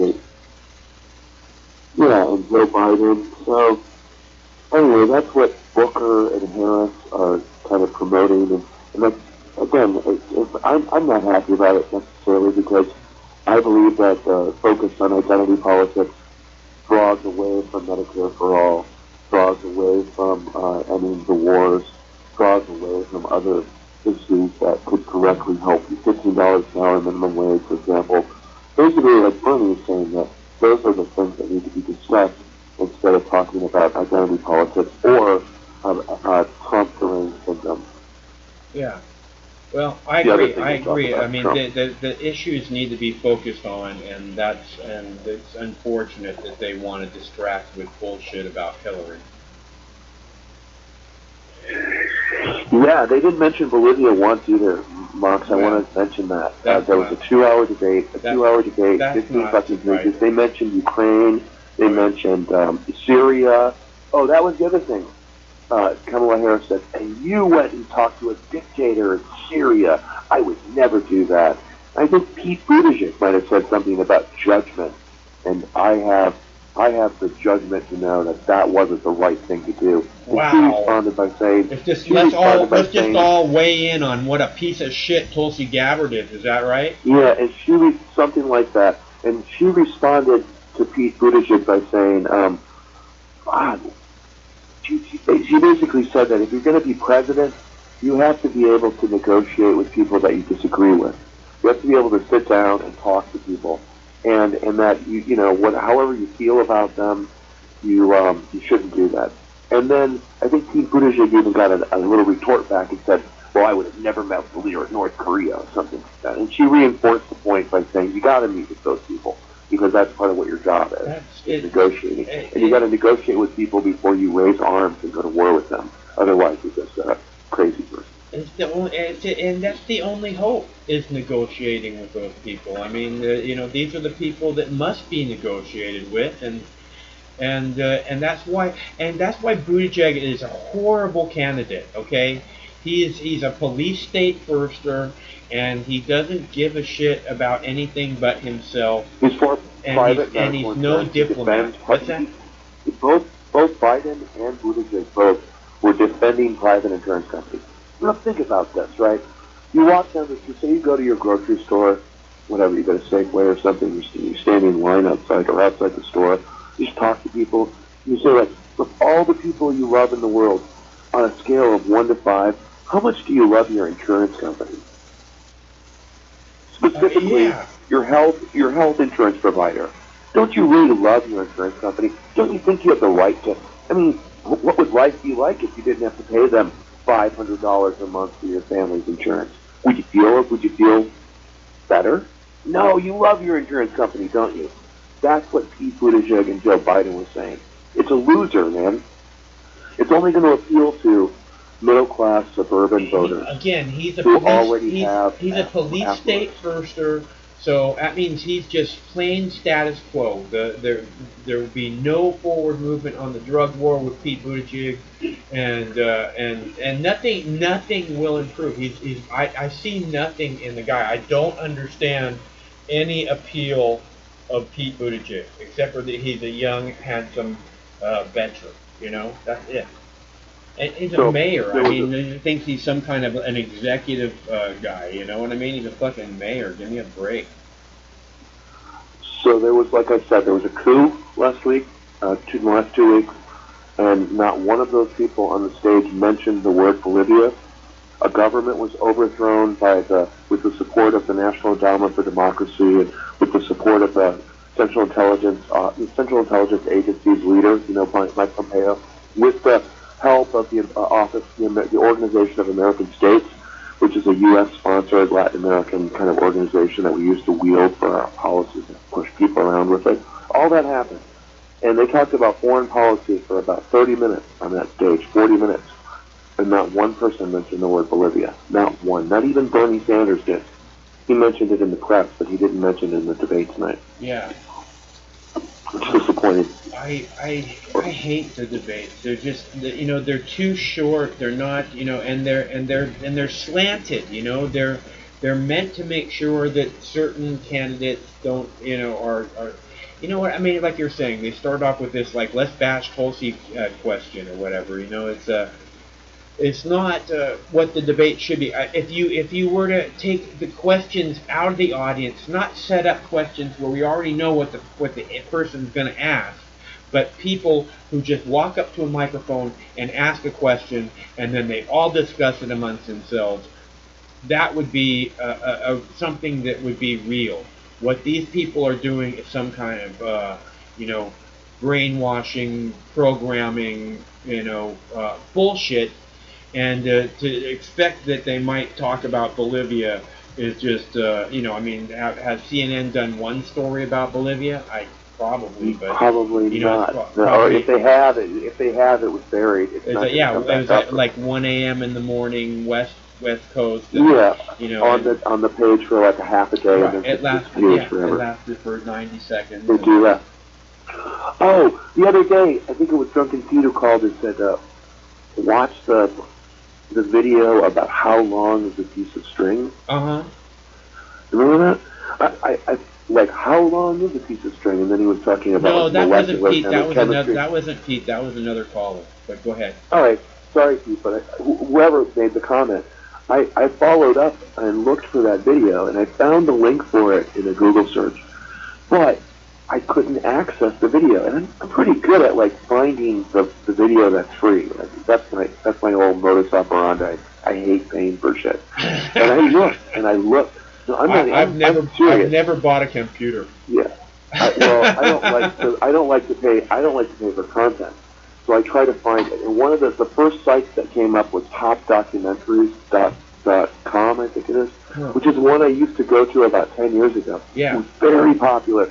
And they had like, 150, 200 films up, posted by category that you could go to. And some of them were on YouTube, some of them weren't, but you could find them somewhere and you could watch the video for free. And they're just documentaries, right? Right. Like, I think I've been to that page too. I'm pretty sure I've been to that page multiple times. So I went to that page and I searched for the video, how long is a piece of string, or this kind of like whatever, molecular chemistry or whatever the guy was talking about, because I was curious. And the video had been removed, right, because of copyright. Wow. Violence. Yeah. The same thing. So, and then I went to another documentary site, another like free documentary site, and the same exact thing. Then I looked through the Pirate Bay, and I couldn't find it there. I found the book, but not the film. And then I just did a random search looking for the torrent, right? And I found it, but then when I went to the site, it was, get this, it was a video that was made for 12th graders, 11th and 12th graders for physics in a high school classroom. Yeah. And there were proprietary rights where, like, if I belonged to some organization of teachers, I could access the video. Huh. But I couldn't access it just as a normal consumer. Wow. Or maybe a consumer without a credit card. So, and then I just looked to see, could I just find a torrent anywhere and even pay for it? And I couldn't find it. Huh. So, and he said, if I remember from the phone call, that he had watched it a few years ago, or it was a film that he had remembered and he liked. Yeah. But these are the types of things that are disappearing down the memory hole. So, you could go like, remember that film, How Long is a Piece of String, in a conversation? Like, oh yeah, I'm really interested in that. And then that other person can never see that film unless another person has a physical copy of it on a hard drive. Yeah. Which again is And why I don't person. throw away anything that I capture, because I want to. Once you throw it away, it's not coming back, and it could be disappeared forever, and you might have the only copy that's ever going to be uploaded again. So who knows? If it's controversial, there's a good chance it'll be censored in this political environment. All right, man. I'm gonna go on that note. Thank you. Okay, Chris. It's really good to hear from you. I'm glad to hear you got some sunshine today. I did. It felt really good working outside, and I'll talk to you later. Okay. Have a good night. Peace. Looking forward to hearing back from you again soon, bro. Okay, so anybody else want to call? Because I'm about done. We'll go. I'm going to have a puff here if you're about ready. I got to warm this thing up, and give me a second. Jason, thanks so much for your help.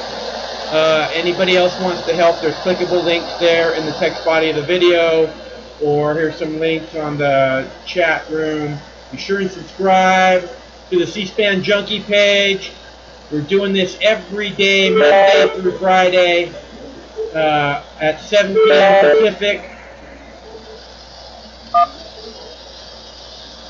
Hold on.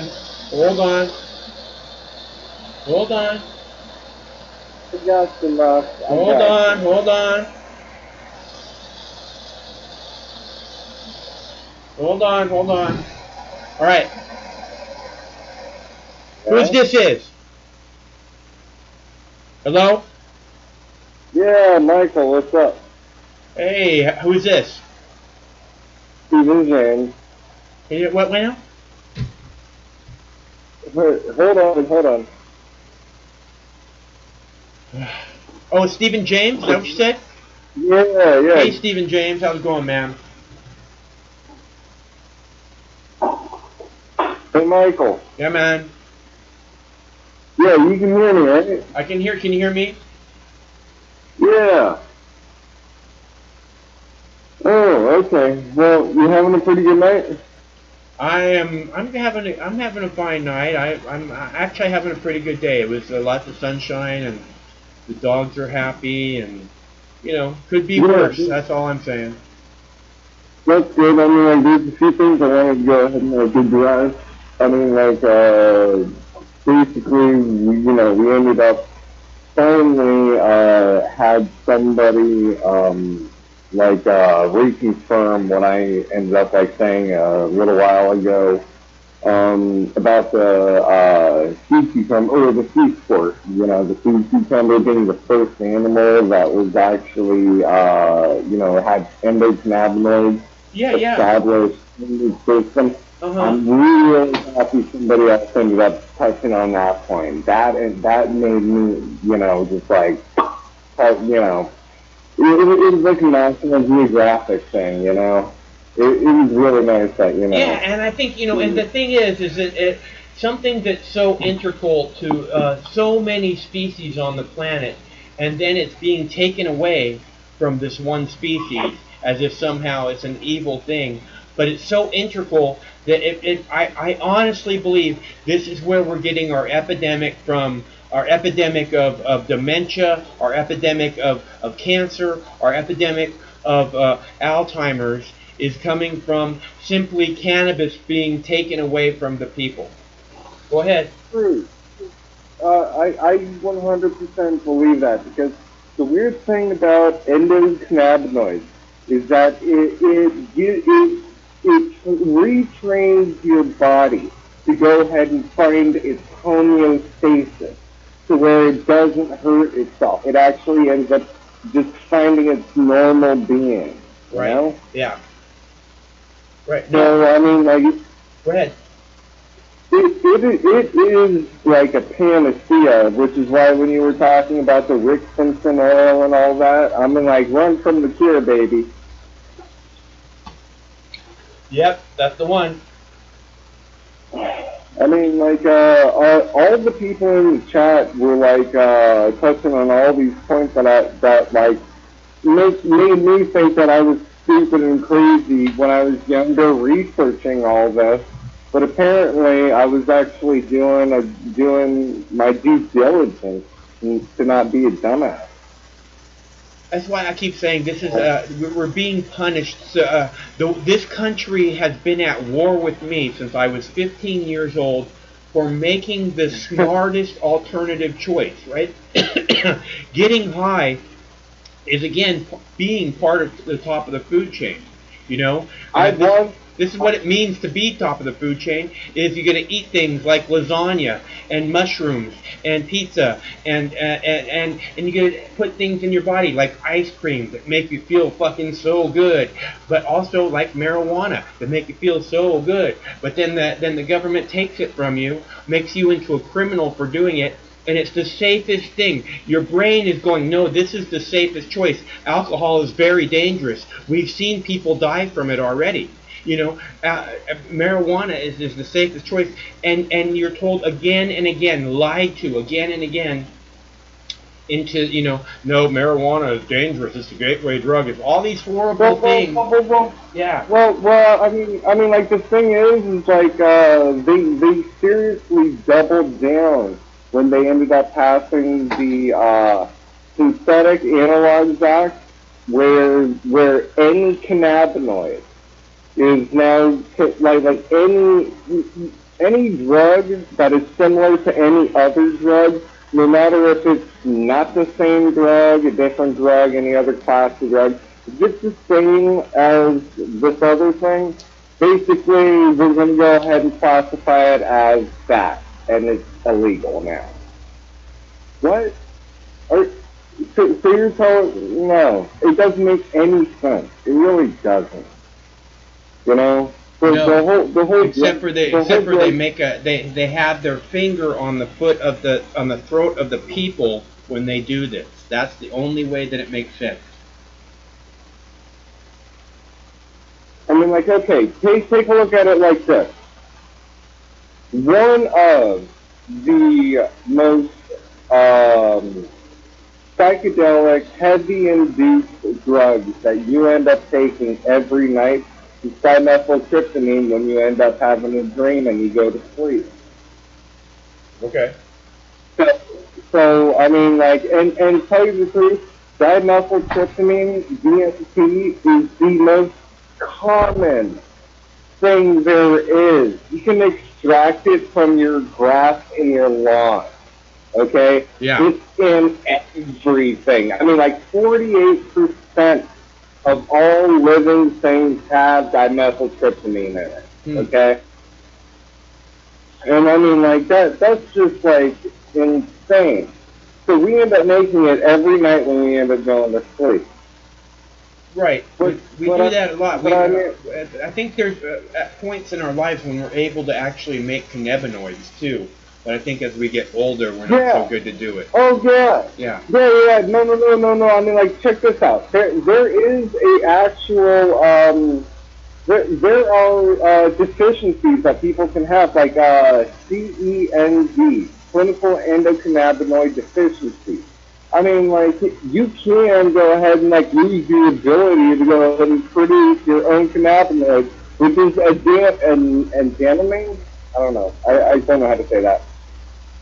Well, I think this is this is why that we're having these issues with dementia and Alzheimer's, is because the people who, I think as you get older, it becomes much more difficult to produce the cannabinoids by your body, especially if you're not introducing them every once in a while to your system, yeah, that is so true. You have to prime your body for the receptors. You really do.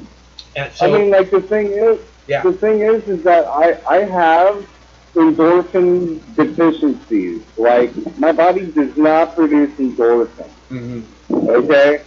And the weird thing is that, like, when I do end up taking not endogenous morphine, endorphins, when I take exogenous morphine, basically any other opiate outside of my body, I don't know. Apparently, my colds go away, my immune system, I get back, I can eat, I can sleep, I mean, like, it's a little bit of a weird thing how, like, a lot of people with fibromyalgia, over 40%, say the exact same thing where, apparently pain relievers work for them, but the government says, nope, everyone else abuses them and you can't have your medicine.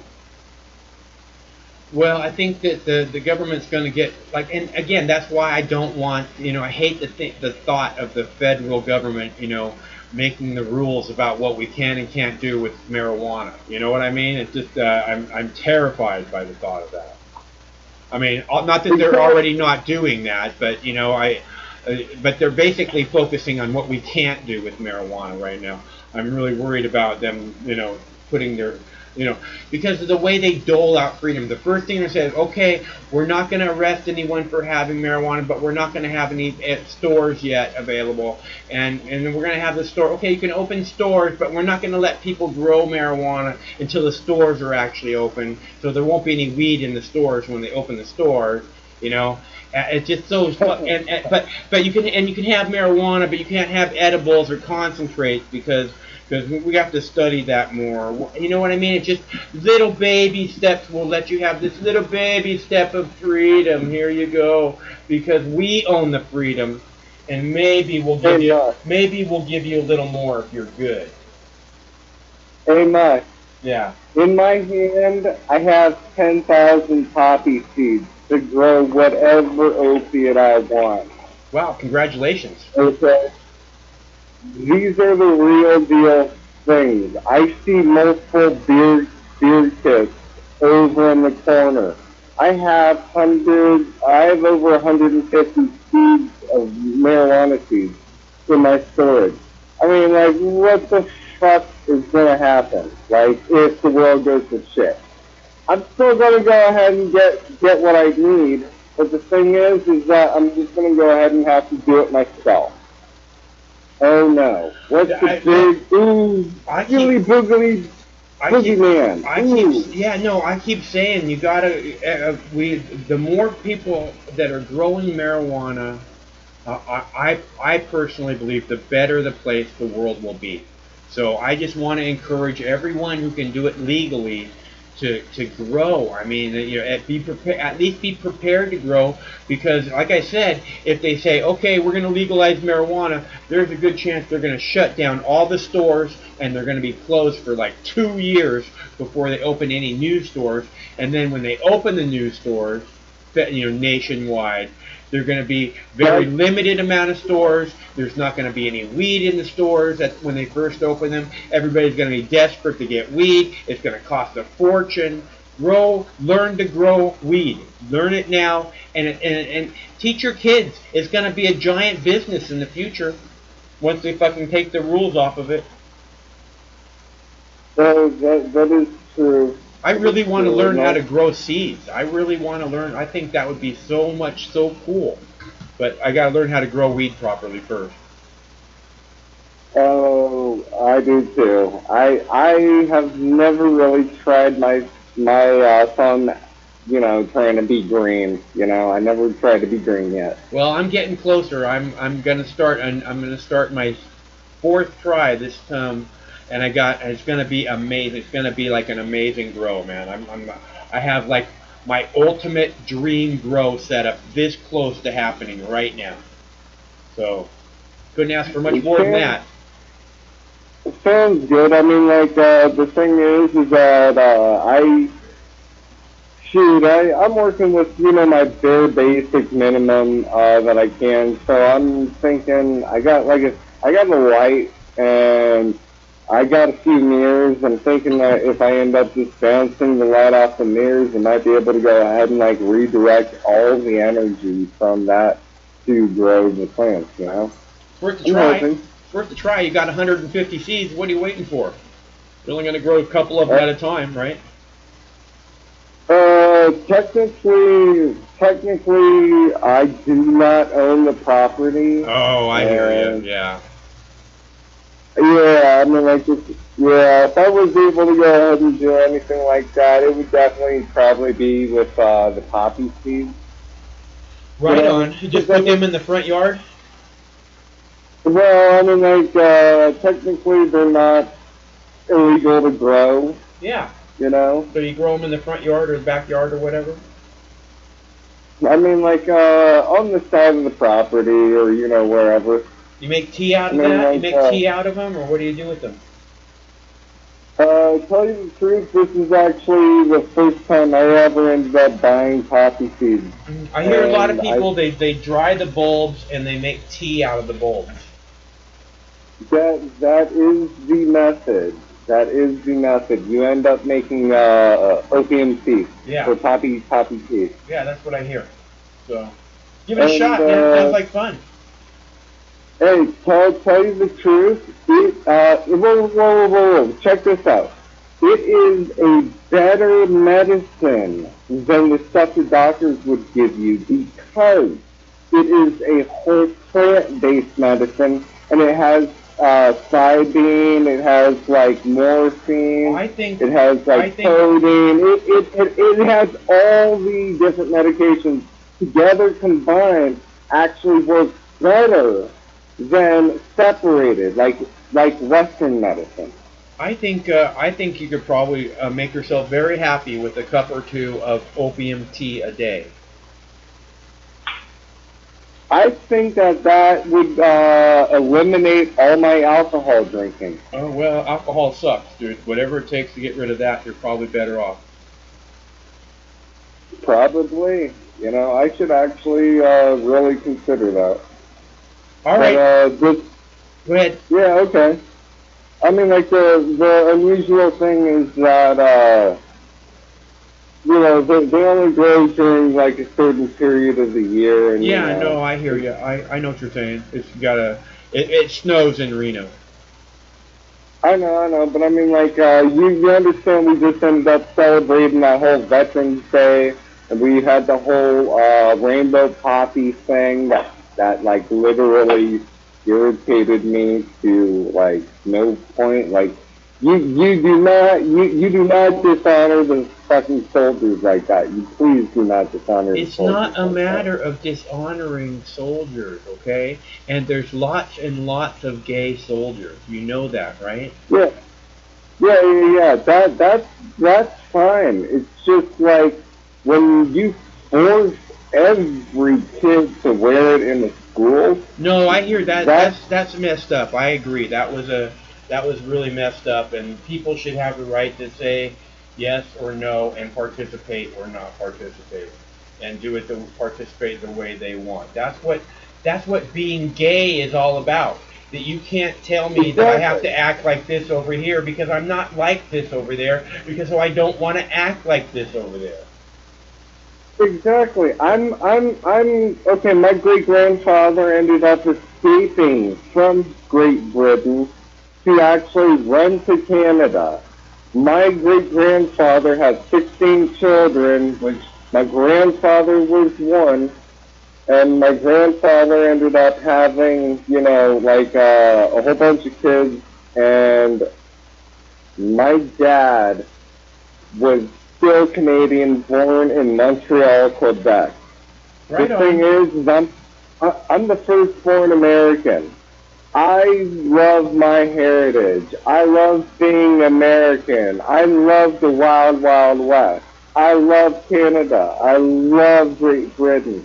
I love Canada. You know, I love Canada. You know, I'm half Canadian. I'm a British subject. So, you know, the thing is like, I appreciate the good fight that we all fought in 1914. And the thing is we're still fighting that 105 years later. Some of us are. Well, okay, hey, Stephen James, I gotta go. So it's good to hear from you. It sounds like you're have a very positive, a much more positive attitude today. So I hope things are going good. Hey, always fight against communism. Always fight against socialism. You know, I don't think so. But I you know, fight for freedom. Always fight for freedom. How about that? Exactly. That's what I'm saying. Yeah, always fight for freedom. All right, Stephen. Well, it's good to hear from you, bro. Hey, you have a good night. Okay. All right, everybody. We went a little bit long on this one. We're like 3.5 hours. So, and Craig gets mad because I don't take breaks. I don't go, okay, we're gonna have a break here so we can break, because he breaks up the videos or stuff after the show. But anyways, I gotta have a break, and I'm good for this show. Thanks so much to everybody who called. Thanks so much for the supporters of Mox News. Mox, again, what we do here is we're sidestepping the censors with the with the call-in show. And you know, we're sidestepping the censors with the call-in show, and we're able to just communicate directly amongst ourselves. And we're going to do this every Monday through Friday. And then besides that, you know, Mox, myself, I build these archives of videos, right? What are you doing? Can you stop doing that, please? Thank you. I build these archives of videos. The archives of videos are you know, of value to the entire planet. And then Google and YouTube just burns the library. So, oh no, this library is bad. We have to burn this library, and they burn it to the ground like it never existed. Millions of comments gone, tens of thousands of links back and forth across the internet erased because they want to play games with people's speech. So we deserve better. But we're doing this. We're sidestepping the censors. We're coming together in this way and making happen the nightly Monday through Friday live call-in show at 7 p.m. Pacific.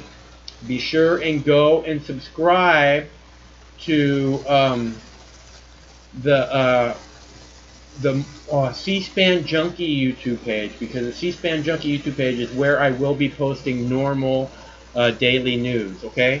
So thanks so much for tuning in. Stay cool, because one of these days this war is going to end. And it's going to end because people like you and I and all of us came together to have a discussion to say, fuck this, the war ends now. Okay? So that's why we're doing this. We're just practice. Okay? So thanks for helping us make the war end eventually, everybody. You guys deserve credit for that, so ahead of time. And that's what you're helping make happen when you give a donation to Mox News. So thanks very much to everybody who gives donations to Mox News. And we'll see you again tomorrow, okay? No matter which mouth you feed on a two-headed snake, it still shits the same turd. But lucky for you, you have Mox News. More than 10 years. More than 60,000 videos. Mox News has been filtering the nonsense and illuminating the bullshit from your mainstream media. Turn off your TV and turn on to Mox News. For over a decade, documenting the socio-political events that have etched and carved the pathways that define today's modern mess, Mox News has been providing clarity while faithfully bringing you today's relevant stories 100% commercial-free and subscription-free. And just like Lady Liberty vows to remain free. But at this time, we're asking you for your help, your patronage, and your support to keep the lights on and the videos rolling. For less than 17 cents per day, you can become a basic subscriber, knowing that your donation is truly making a difference that will help continue bringing the news stories that make a difference in your life. Turn on, tune in, and drop a couple dimes today by clicking the link below or visiting moxnews.com and show your support at any level. From a single one-time donation or dedicated monthly subscriber, do it now in less than 2 minutes. All donations are safe, securely processed, and verified using PayPal, Visa, MasterCard, American Express, or Discover Card. As always, we're sure you'll find something of interest each and every day. This holiday season, give the gift of Mox. moxnews.com